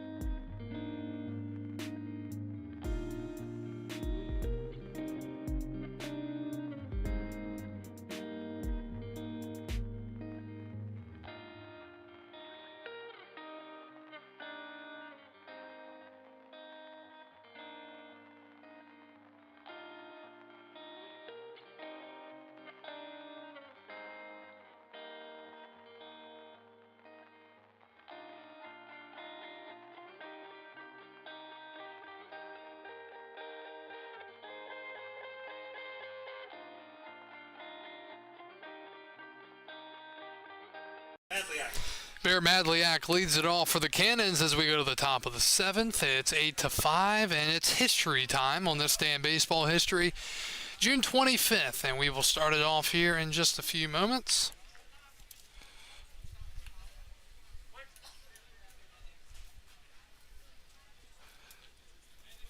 Will Droll still pitching. Madliak takes outside. Final line for Karsten Finvold, the starter for Strasburg, 5 1/3, 10 hits, 8 runs, all earned, 1 walk, and 4 strikeouts. Madliak 1 for 3 tonight. He's singled. He has flown out to right twice. It's 1-1. See if Will Droll can get through some more outs here. He came in last inning with 1 out. 1-1. Curveball, great pitch, swing and a miss, 1-2.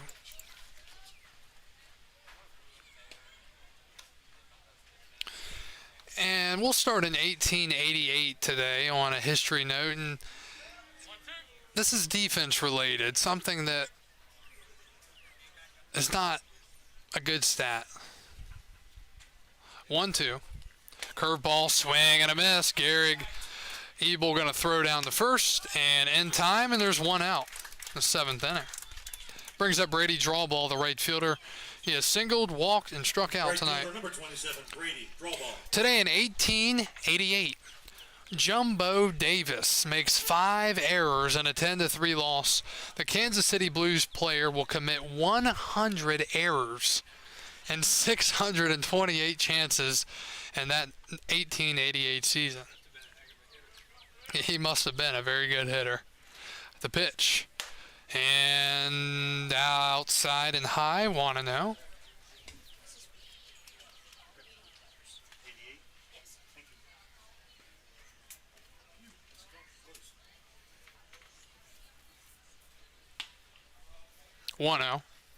And that is popped up down the right field line and into the bullpen. It's 1-1. Today in 1915 in Boston, Babe Ruth blasts his third homer of the year off of Ray Caldwell and is the second player to hit a ball into the right field seats at Fenway Park. Ruth strikes out 8 in a pitch a complete game in a 9-5 victory. 1-1. Fastball, strike called, 1-2.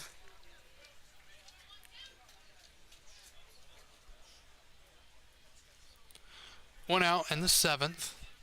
Purcellville up 8-5 here at Strasburg. The Cannons come in at 6-11. Strasburg 12-6. 1-2.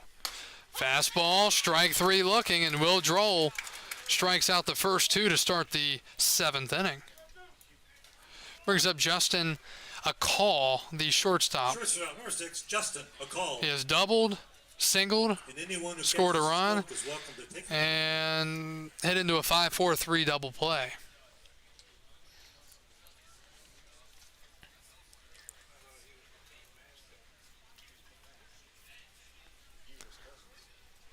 Yeah, the skunk, I think if it is, it's pretty close.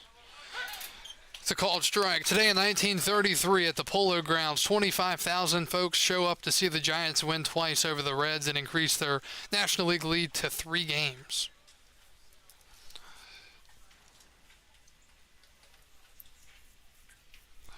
Oh-1, and that's a broken back grounder to short, fielded on the short hop, throw to first, and Clonch cannot come up with it. And reaching on an error by the shortstop, Albert, is a call. Left fielder number 21, Brighton. So there's error number 2 for Strasburg tonight and a broken piece of lumber for the Cannons. Here's Braden Kesey, the left fielder. He's been on a couple of times tonight. He scored 2 runs.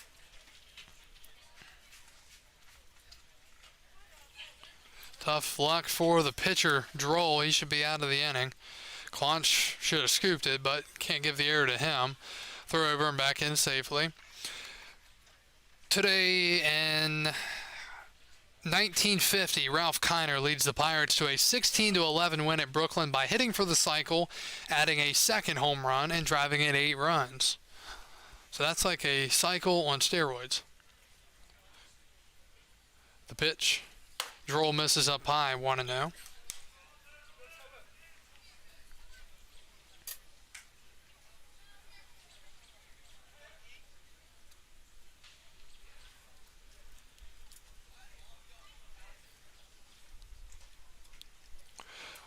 And that's to the backstop. Moving up to second is a call, and that'll be a pass ball. Winning 50-50 ticket after this half inning. Single here, and could really be a bit of a backbreaker for Strasburg. I mean, you want to keep this deficit at 3 at worst and then try to fight back in the 7th, 8th, and 9th, 2-0. That's down low, and if you remember, the last time these two teams played here, it was a long night. Strasburg went on to win 10-9 in the 10th inning in a game that lasted over 4 hours. And I think that did include a rain delay, though, but still.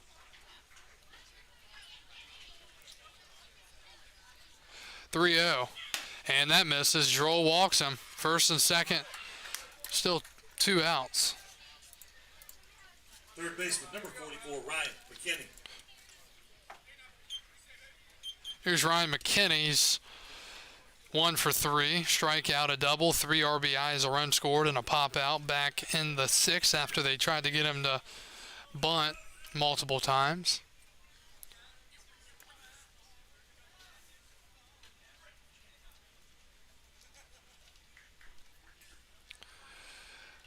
Runner goes from second. The pitch, ball, throw to third, tag, not in time. Stealing third is a call. First and third now.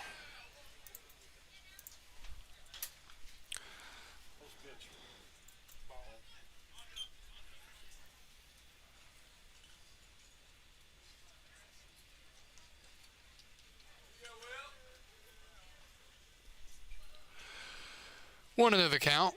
Runners on first and third, and the pitch, fastball, strike.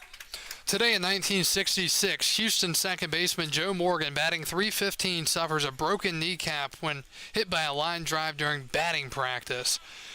He misses the next 40 games, and Houston in fourth place will lose their next 28 out of 31.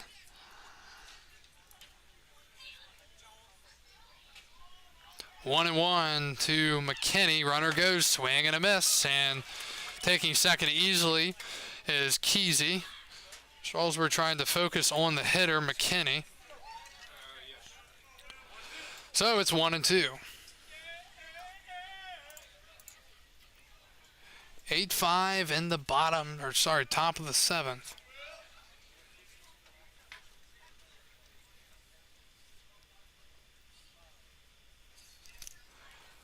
Swing and a miss. Big pitch there from Droll.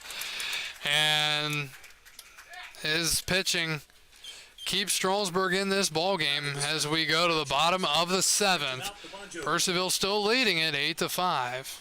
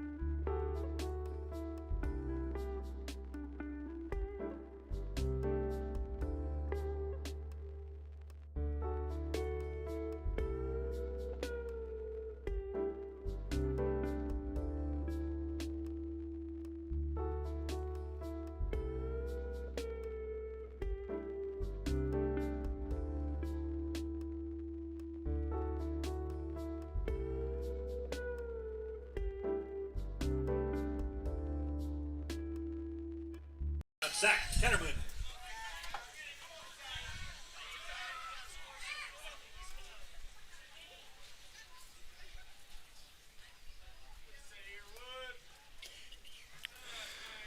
We go to the bottom of the seventh. Strasburg down 8-5. It'll be Ketterman, Brown, and Brown in the home half. 2, 3, and 4. First pitch from Micah Earwood misses. It's 1-0.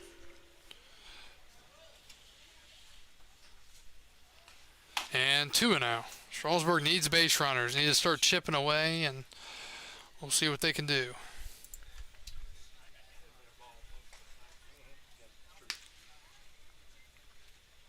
2-0. Swinging a ground ball to second. Fielding it is Strickland. Throw to first, and there's one out. So he swings away 2-0 and just not able to get a good piece of it. And here's Graham Brown, the right fielder. He has singled and struck out twice.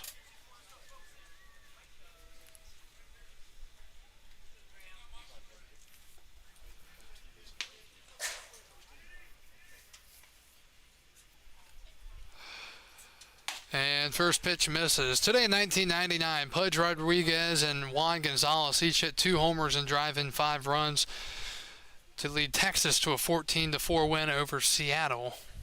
1-0, fouled away, 1-1.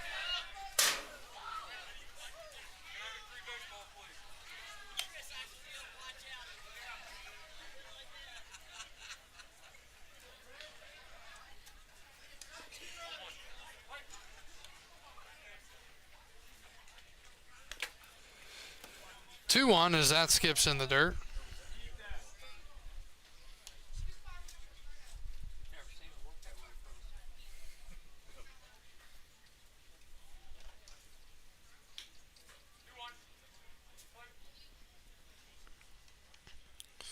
Two one, swing and a miss.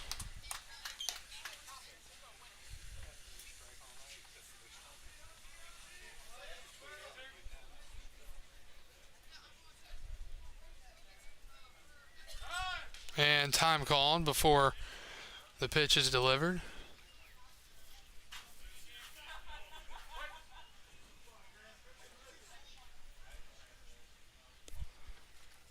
Two, check swing. Did he go? No. And a very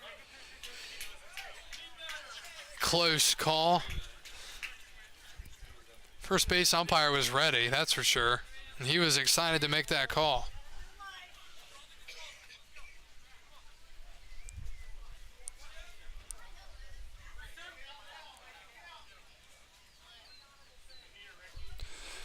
Three-two, and that's hit off the end of the bat to second. Out of the box slow is Brown, tossing it to first. 4-3 on the putout, and there are 2 outs in the 7th. Here comes Brighton Brown. The DH, number 7, Brighton Brown.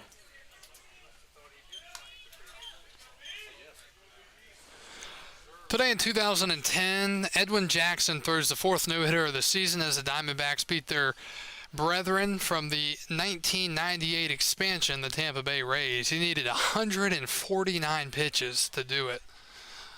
0-1, swing. Sorry, that's the first pitch. It's 0-1.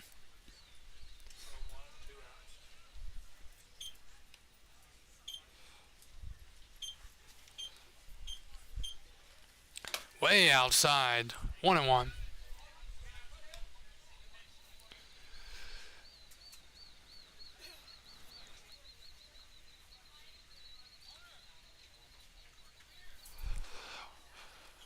And outside. Today in 2013, UCLA wins its first College World Series, topping Mississippi State 8-0. Today in 14, Vanderbilt wins its first College World Series title, defeating the University of Virginia 3-2.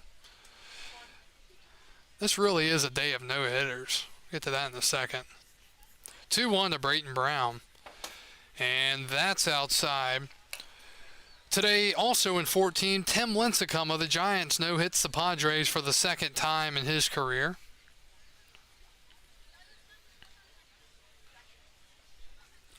(3-1) and Brown hits it in the box. And throwing to first in time, and Strasburg goes down 1-2-3. Swinging at a lot of pitches out of the zone that inning, and we are through 7. That's our history on this day in baseball history, June 25th. We go to the 8th. Cannons up 8-5.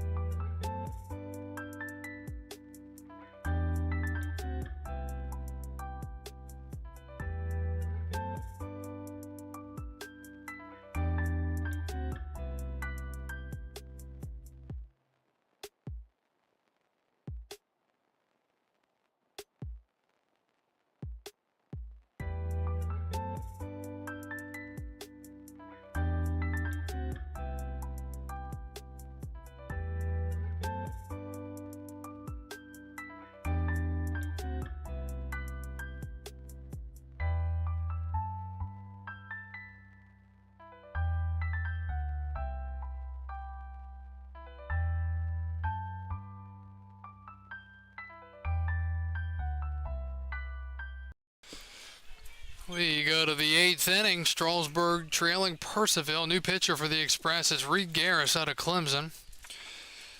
Count is 1-0 to Mikey Brenton. And now 2-0. Garris, 6'2" righty out of Mount Pleasant, South Carolina.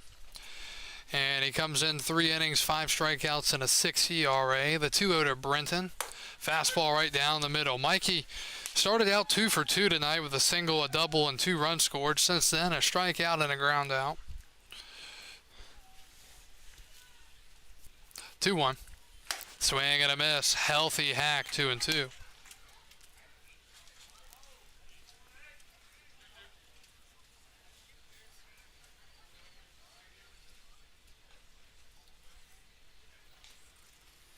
Fouled away.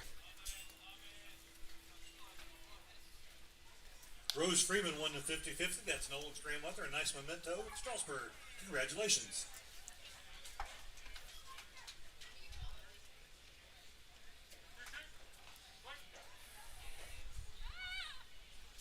Two, and Garris deals. It's fouled away.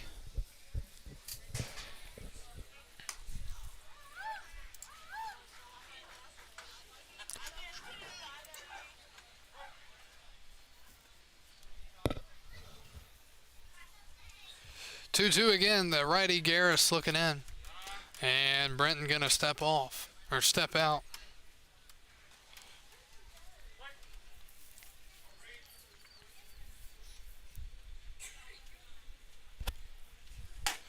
Two called, strike 3, and that is out number 1. The batter, number 9, Dylan Strickland. 1 up, 1 down in the 8th for Garris out of the pen. Here's Dylan Strickland. Final line for Will Droll for Strasburg in relief. 1 2/3, 1 hit, 2 walks, and 4 strikeouts. Strickland's had a good night tonight, 2 for 4 with an RBI. And he takes a strike from Garris, 0-1.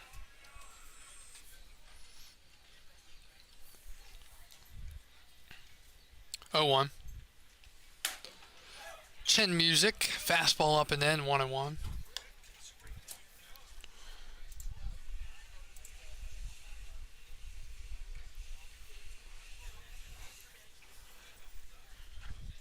One. Breaking ball. Check. Did he go around? Checking.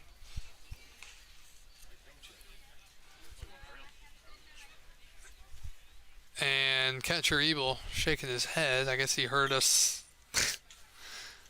Looked like he went around. 2-1.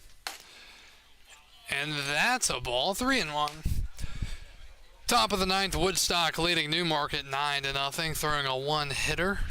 Bottom 7, Charlottesville and Covington tied at 6. Garris gets a foul off, and it's full. Top 7, Waynesboro 3, Stanton 2. Again, tomorrow night, Strasburg will be here starting at 5 o'clock as the Express will host the Charlottesville Tom Sox. It'll be 2 7-inning games and a doubleheader. Tom Sox, one of the top 3 or 4 teams in the league. 3-2. Swinging a ground ball to second, fielded by Cox on the edge of the infield. Throw to first in time, and there are 2 outs. 2 up, 2 down. Here comes Ryan Guida, the DH. The DH, number 29, Ryan Guida. Guida, sac fly and an RBI in the first, fly out to right in the third, reached on an error to the center fielder in the fourth, singled in a run in the 6th. So he's been busy. About 2 hours and 15 minutes into action tonight. And the first pitch, called strike, 0-1.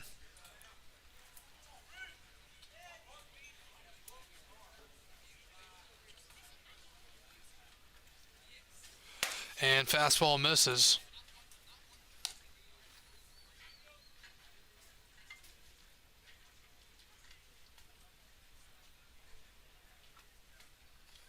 And a hard grounder up the middle past the shortstop Albert. And a single to lead off, or 2-out single, I should say. The batter, number 77, Cullen Horowitz. So for Guida, that's his second hit in a row, second hit of the night as well. Here's Cullen Horowitz. single and an RBI in the third.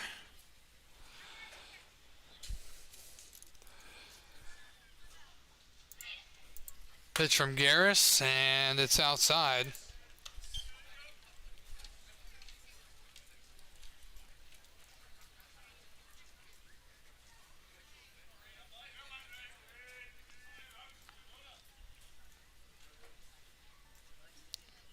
One zero. Swing and a miss. High fastball, and Horowitz, the tall first baseman, just could not get to it. He's 6'4", out of Shepherdstown, West Virginia.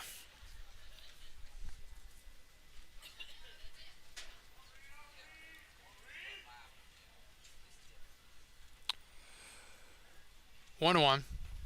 Swing and a miss. 1-2. Good breaking ball there from Garris.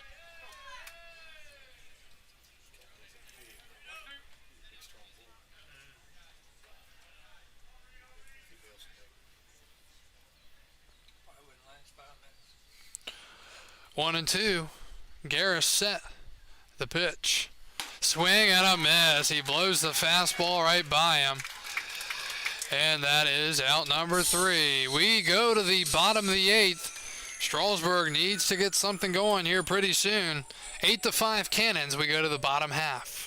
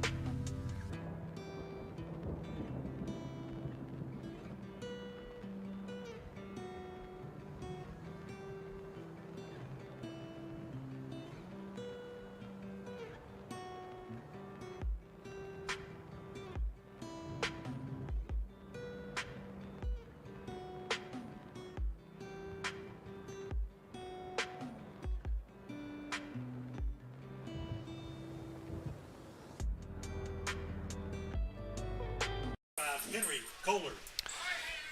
And we go to the bottom of the 8th. Strasburg's trying to get something going on offense again. They led this game 4-1 after 1, 4-2 after 3.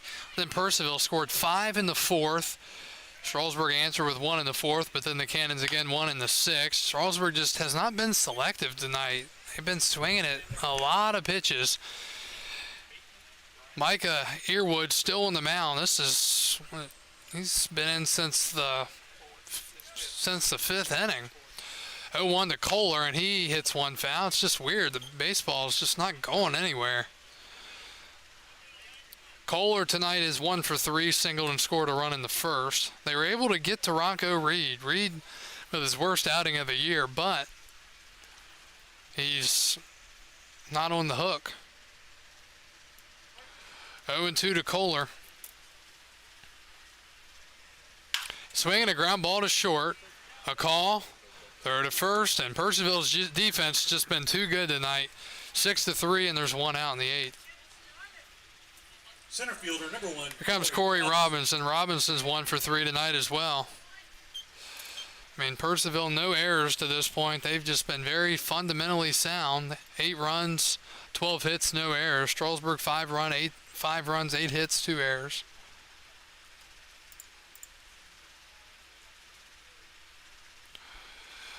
Woodstock wins 9-0 against Newmarket. First pitch swinging off the third base of Mckinney's glove. Throw to first and no play.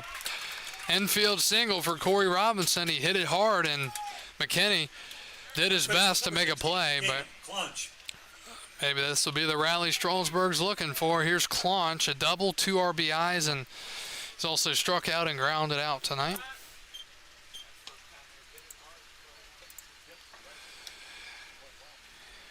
Earwood came into this game with decent stats, but his ERA was 5.41. So pitch number 47 through 3 1/3 about to come up here to Clunch. Cam bats from the left side, and he is out of ECU. Throw over and back in safely is Robinson.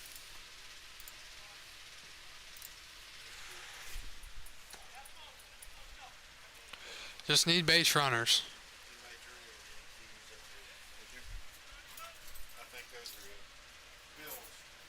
Runner goes. The pitch is a ball, and stealing second easily is Robinson.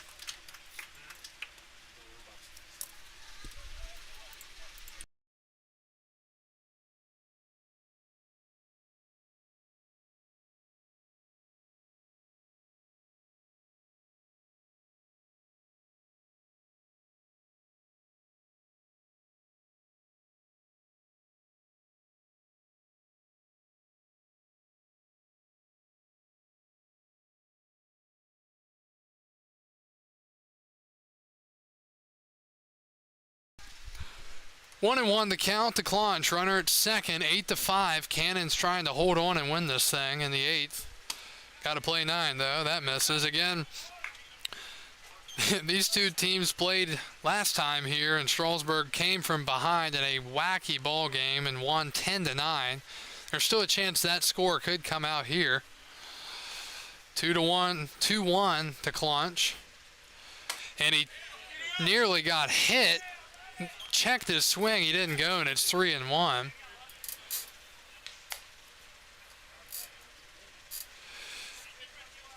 So Clunch with a chance to get on and bring the tying run up. It would be Garrick Ebel. 3-1. Earwood set. And the pitch. Swing and a foul ball, 3-2. Into the Cannons dugout.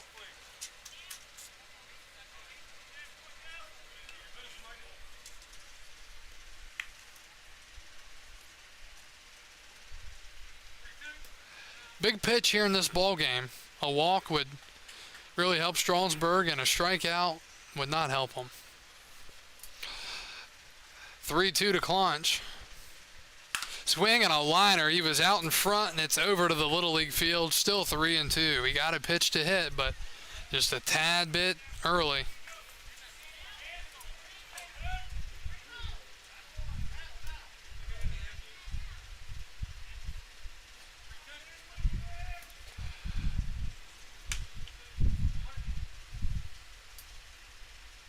Three-two again coming up. 53rd pitch. Inside, ball 4. And it's first and second and 1 out, and Purcellville is not happy.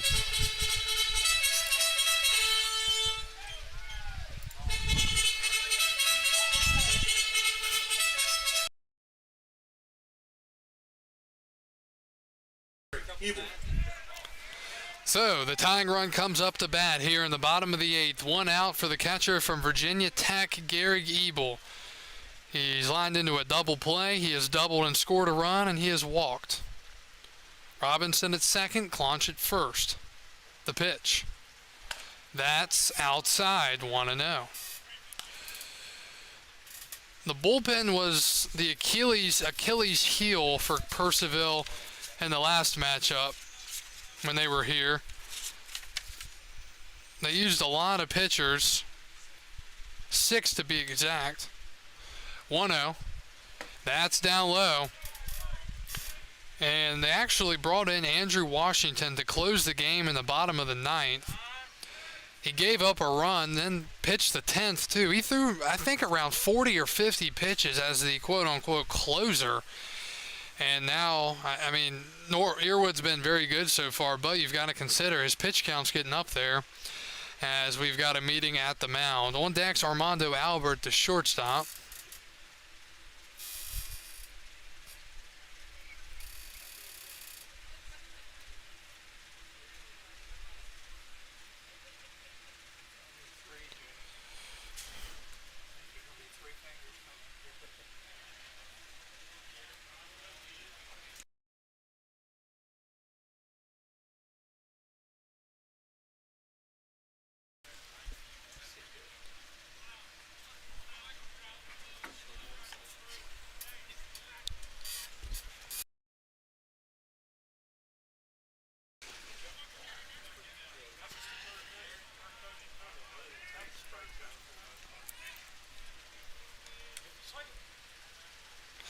Two and 0 the count to the catcher.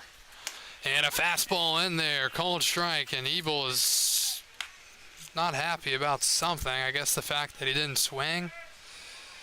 Had a couple of words for either himself or somebody. 8-5 Cannons, bottom 8, tying run at the plate. The pitch. Outside, Earwood having trouble locating that pitch that was his slider, bread and butter. 3-1.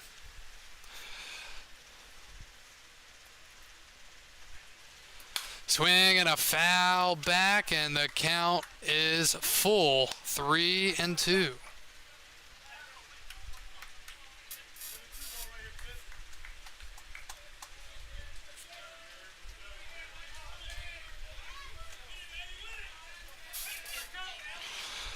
So let's see who wins the battle here. 3-2, 1 out. Earwood set. Swing and a ground ball back to the mound. This could be 2. They go to second for 1, back to first. Not in time.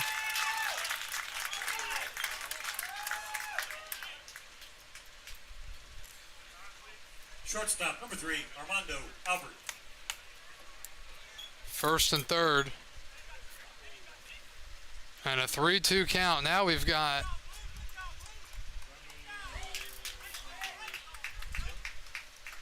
a pinch runner here for Strasburg coming out to run. It's Drake Kerr. So that means a first pitch steal, probably. Pitch running number 10, Drake Kerr. So Robinson moved up to third there. We've got Clonch out on the fielder's choice for the second out. And then reaching was Ebel on the fielder's choice. And then running for him is Kerr, the speedster. Time called. Strasburg needs something here. Can't leave this inning with nothing. But Earwood's definitely tiring a bit with his control and velocity. Swing and a miss. 0-1. Went after a pitch in the dirt.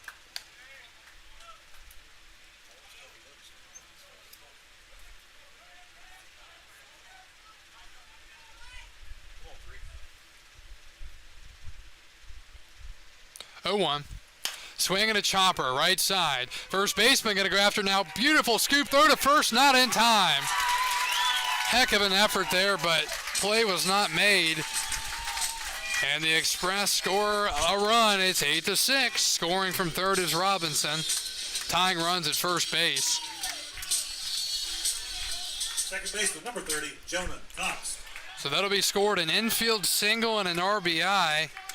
And the tying runs at first, go-ahead runs at the plate for Jonah Cox. 8-6, bottom 8 here from Strasburg.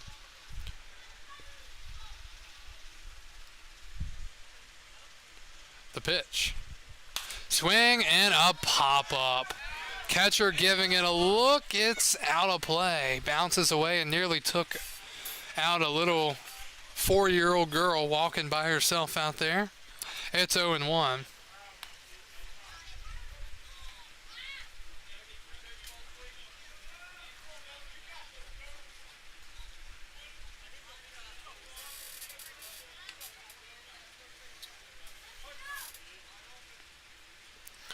Oh and 1.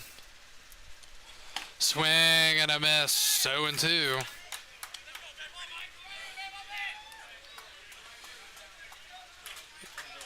38 strikes, 25 balls for Micah Earwood.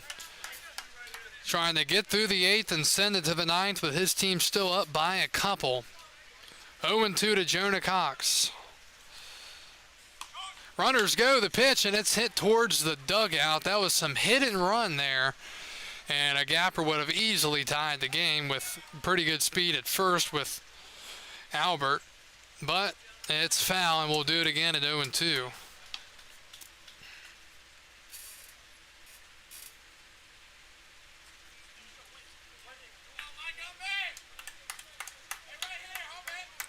No balls, 2 strikes, 2 outs, and there's the fake throw over, and the umpire does their little signal, pointing upward. 0-2. The righty, Earwood, set. Swinging another foul ball. Jonah Cox is battling at the plate. 0-3-0.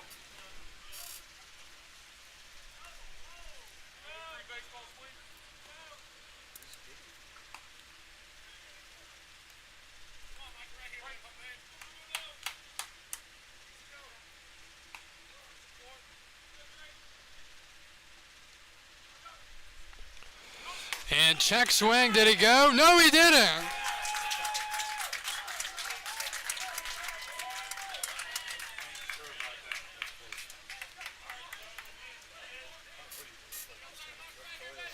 So that's huge. Runners move up to second and third now. And the count is 1-2. It was a very close call, and that could have been a backbreaker for Strasburg. Single possibly ties the game here. 1 ball, 2 strikes. Here in the 8th to Cox. The pitch. Swinging a ground ball back to the mound. Throw to first is in time, and the inning is over. Cannons get out of the jam, and we go to the 9th. It's 8-6, Purcellville.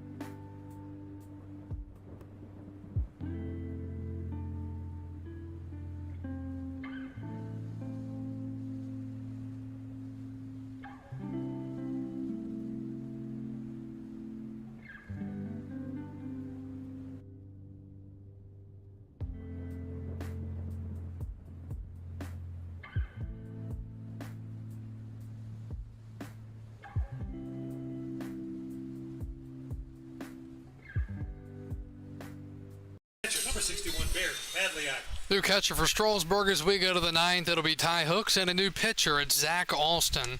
Catcher Ty Hooks is a 5'11 righty from Winthrop, and the pitcher Zach Alston is from Thomas Jefferson University. He will face Bear Madliak, Brady Drawball, and Justin Call here in the ninth. 8-6. Strasburg scored 1 in the ninth. Left runners on second and third. Pitch from Zach Alston misses inside. It's 1-0. Bear Madliak, the batter, he is 1 for 4 tonight with a single early in the ball game. Back in the second.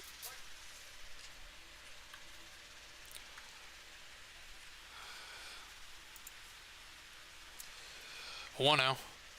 Fastball blows it by him. 1-1. Zach Alston 6 2/3 innings pitched, 14 strikeouts, and a 2.70 ERA. So he's clearly a strikeout guy with high velocity, and he's got swing and miss stuff. Works exclusively from the stretch. He's set the 1-1. Fastball fouled over the head of the dugout towards the bleachers, bounces over top, and looks like one of the Cannons players who was standing back there picked up the ball.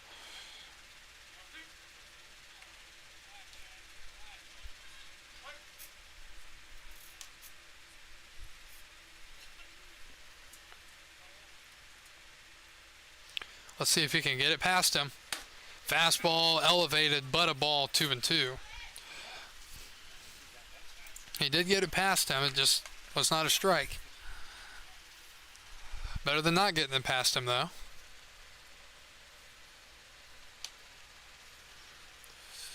Two and two to Madliak. And inside 3-2. Bottom 8, Covington and Charlottesville tied at 6. Top 7, Waynesboro 3, Stanton 2. Again, Woodstock defeated Newmarket 9-0.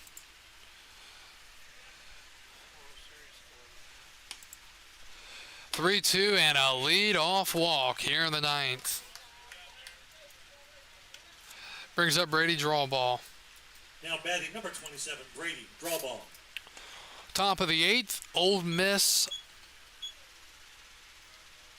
4, Oklahoma 2.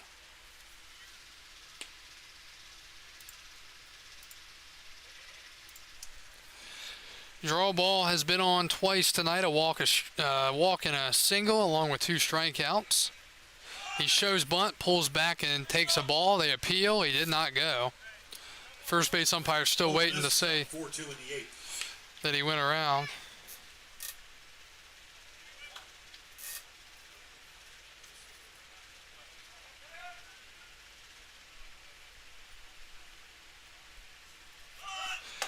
And showing bunt again.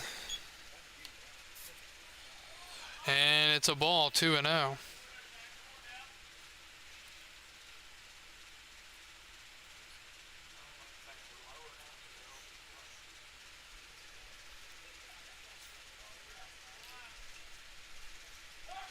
Shows bunt, he gets it down. Alston fields, throws to second. There's one, back to first. Not in time, but a good job there by Zach Alston, fielding his position and tossing it to second to get the lead runner. There is one out in the ninth. Very on-point throw.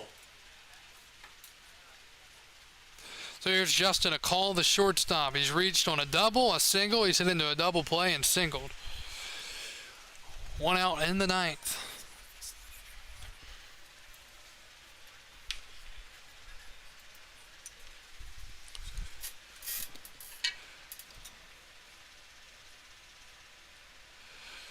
And the first pitch, fastball in there, strike one.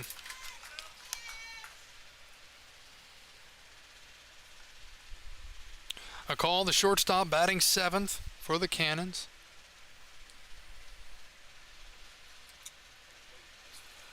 0-1.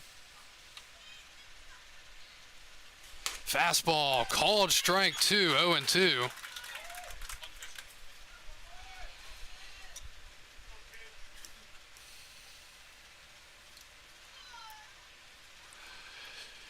Draw ball at first after the fielder's choice.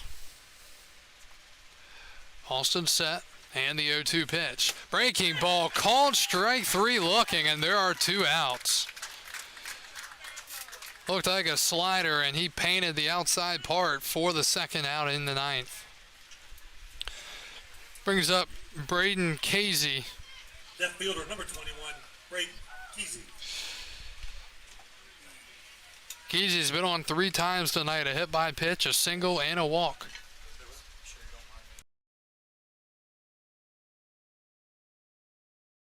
Oh, 1. And a breaking ball misses in the dirt, blocked by Hooks, 1-0.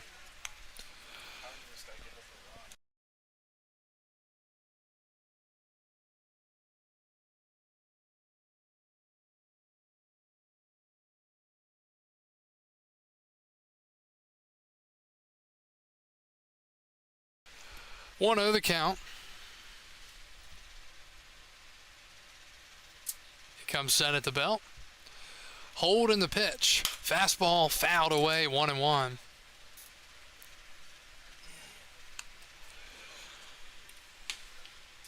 Austin, the 4th hurler of the night for the Express. Fenvold went 5 1/3. Droll went an inning and 2/3. Garris went an inning, and now Austin trying to hold it here and get this thing to the bottom of the 9th. 1 ball, 1 strike.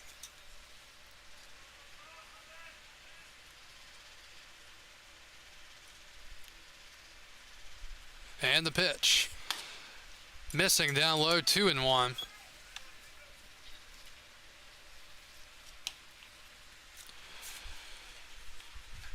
Kesey, the 8-hole hitter.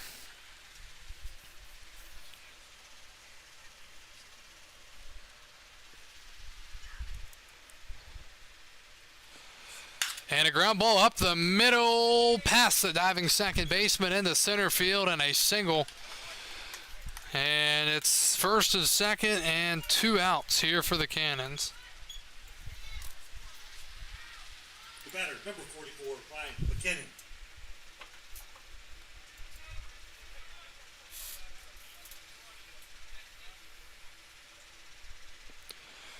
And here's Ryan Mckinney. Ole Miss goes back-to-back in the 8th. It's 8-2 now over Oklahoma. Zach Alston looking to get one more out here in the 9th. The pitch. Swing and a miss. 0-1.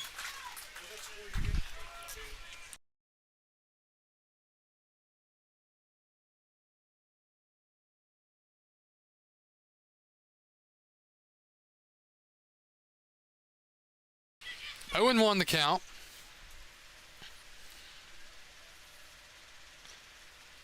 Fastball fouled away, 0-2.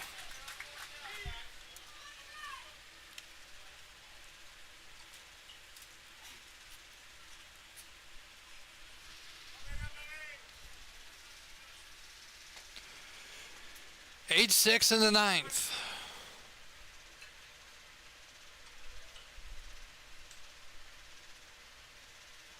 The 0-2. Outside to the backstop, and Hooks cannot block it.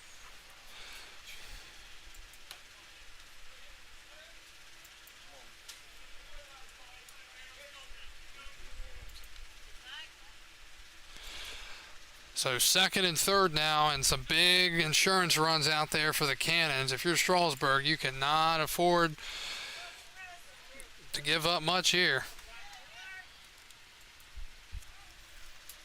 1 ball, 2 strikes. Austin comes set.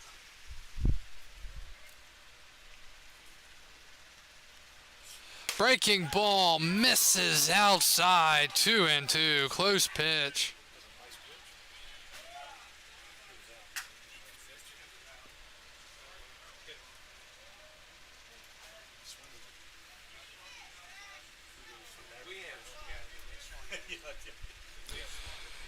Two balls, 2 strikes, and 2 outs.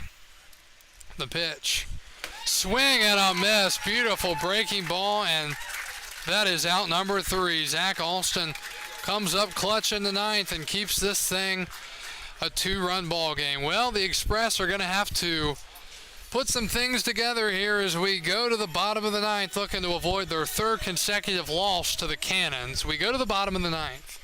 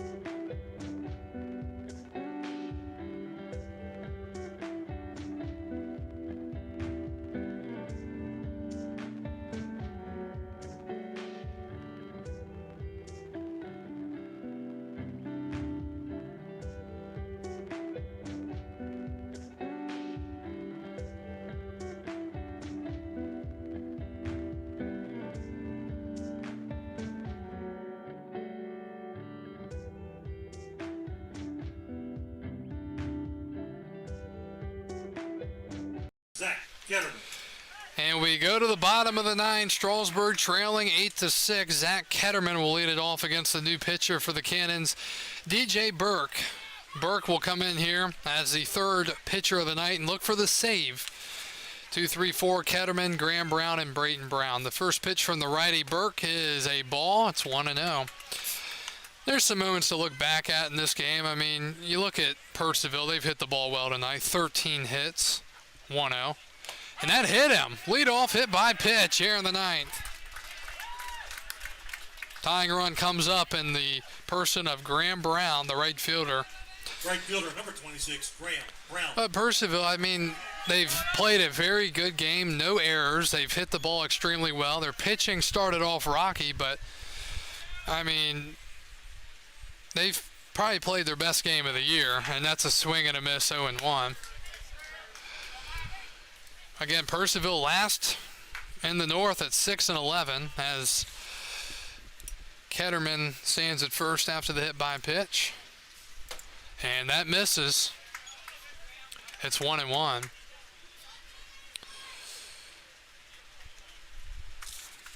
Rocco Reed went 4. Micah Earwood went 4. And now DJ Burke in for the save. 1-1. Swing and a pop-up. Shallow right. Going for it. Does someone see the baseball? And it drops. Play is made at second, though, on the fielder's choice, and there's one out. This is what happened last time. Is draw balls out there in right field again. He was the one that dropped the ball last time. Brown. So Ketterman erased on the fielder's choice. Reaching is Graham Brown, and here's Brighton Brown. This would be a time for Brighton to hit his first home run of the year to tie it up. One out in the ninth, and he takes outside. Coming into the game, DJ Burke, 11 innings, 16 strikeouts, and a 4.09 ERA. Cannon's looking for a ground ball, the 1-0. Fastball misses, 2-0. Henry Kohler's on deck. Henry had himself a great night last night. He's got a hit tonight. Just need base runners if you're Strasburg. 2-0 the count.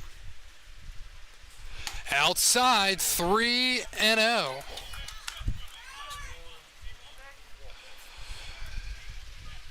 8-6, bottom 9. And he takes a strike down the middle, 3-1. 3 balls, 1 strike to Brighton Brown. He's been on once tonight. Was hit in the first. 3-1. Swing and a pop-up foul. It's out of play. 3-2.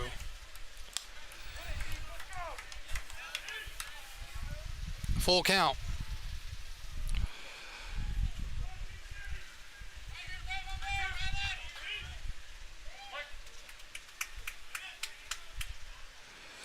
Burke looks in. Madliak laying him down. At first, it's Brown. Graham Brown. The pitch to Brayton. Swing and a pop-up. Right side.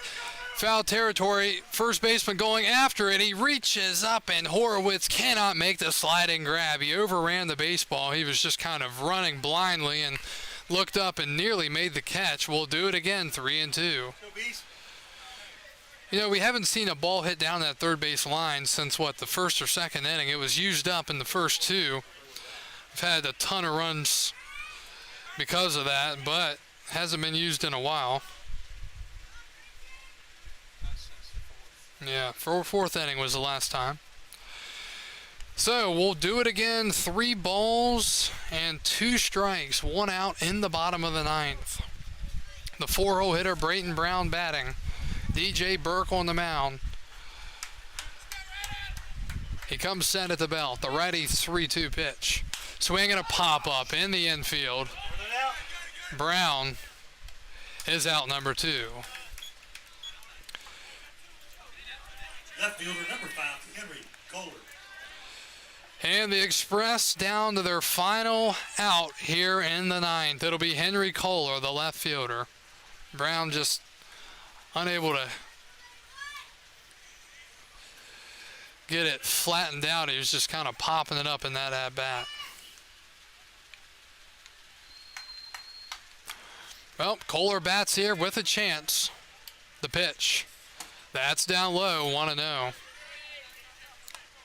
Tying run at the plate, 2 outs, bottom 9.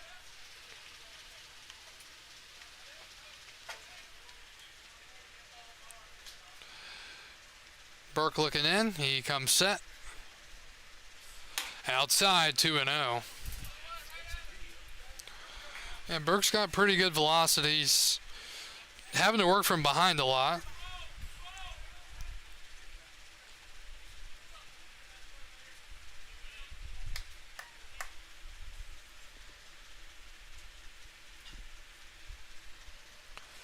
Two and 0, now 3-0. As that misses, Corey Robinson would be next. He's come up 4 times tonight. He's 2 for 4. He awaits on deck. I don't think you can swing here. There's no chance.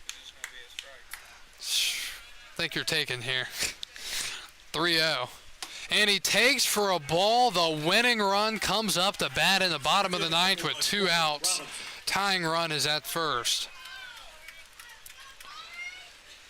Best case scenario here, and again, this isn't technically the best case scenario. You get in a 3-2 count, you're able to send the runners, you hit a ball into the gap, and you tie it on a 2-out gapper into right. Yeah, but most realistic, I guess, just looking at the odds. Time called, and DJ Burke steps off, and he's calling Bear Madliak out to speak to him. And short meeting, we'll get our mound visit number here, I think. Should be 4, I believe.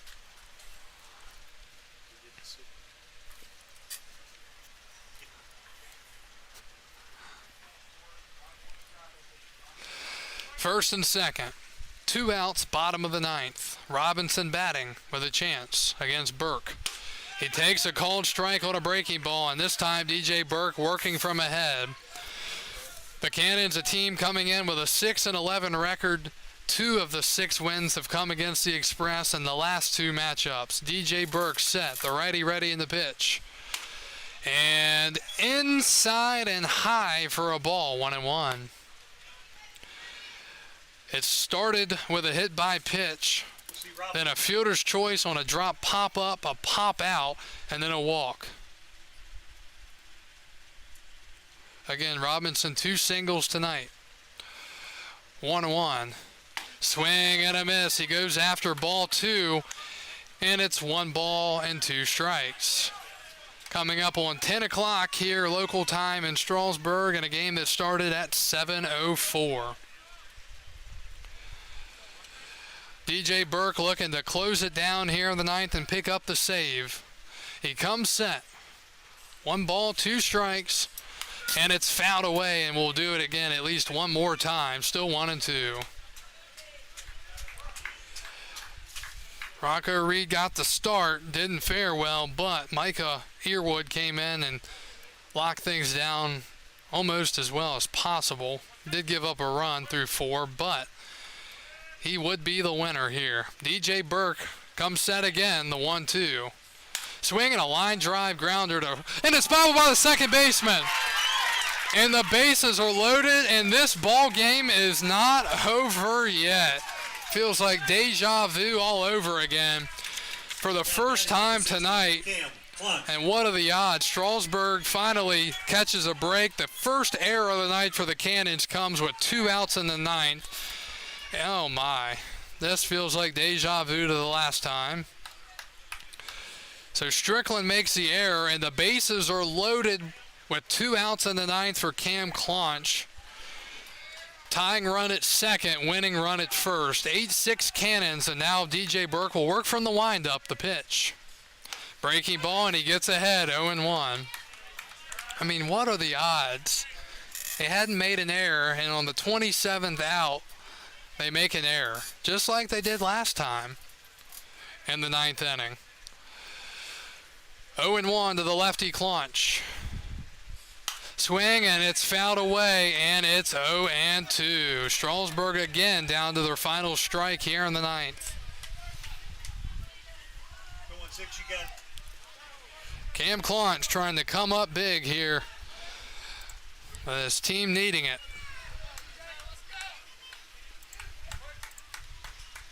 8-6, bottom 9. DJ Burke from the windup, the pitch. Swing and a miss.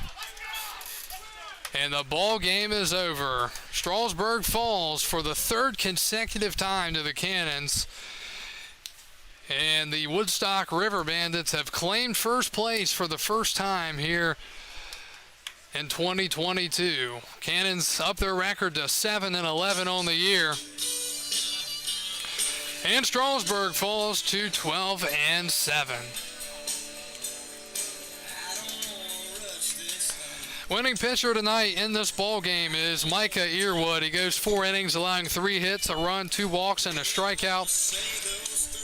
And for the Express, the loss goes to Karsten Finvold, 5 1/3, 10 hits, 8 runs, 8 earned, a walk, and 4 strikeouts. Well, I guess the story of this ball game is Purcellville played probably their best ball game of the year here tonight, and they come out victorious.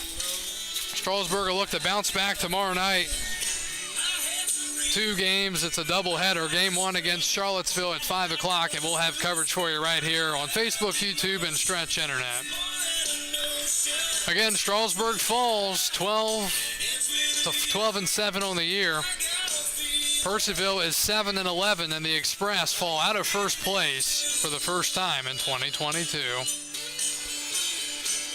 Purcellville 8, Strasburg 6. We'll be back here tomorrow evening starting at 5 o'clock for a doubleheader. Thanks for joining us. Have a great rest of your evening.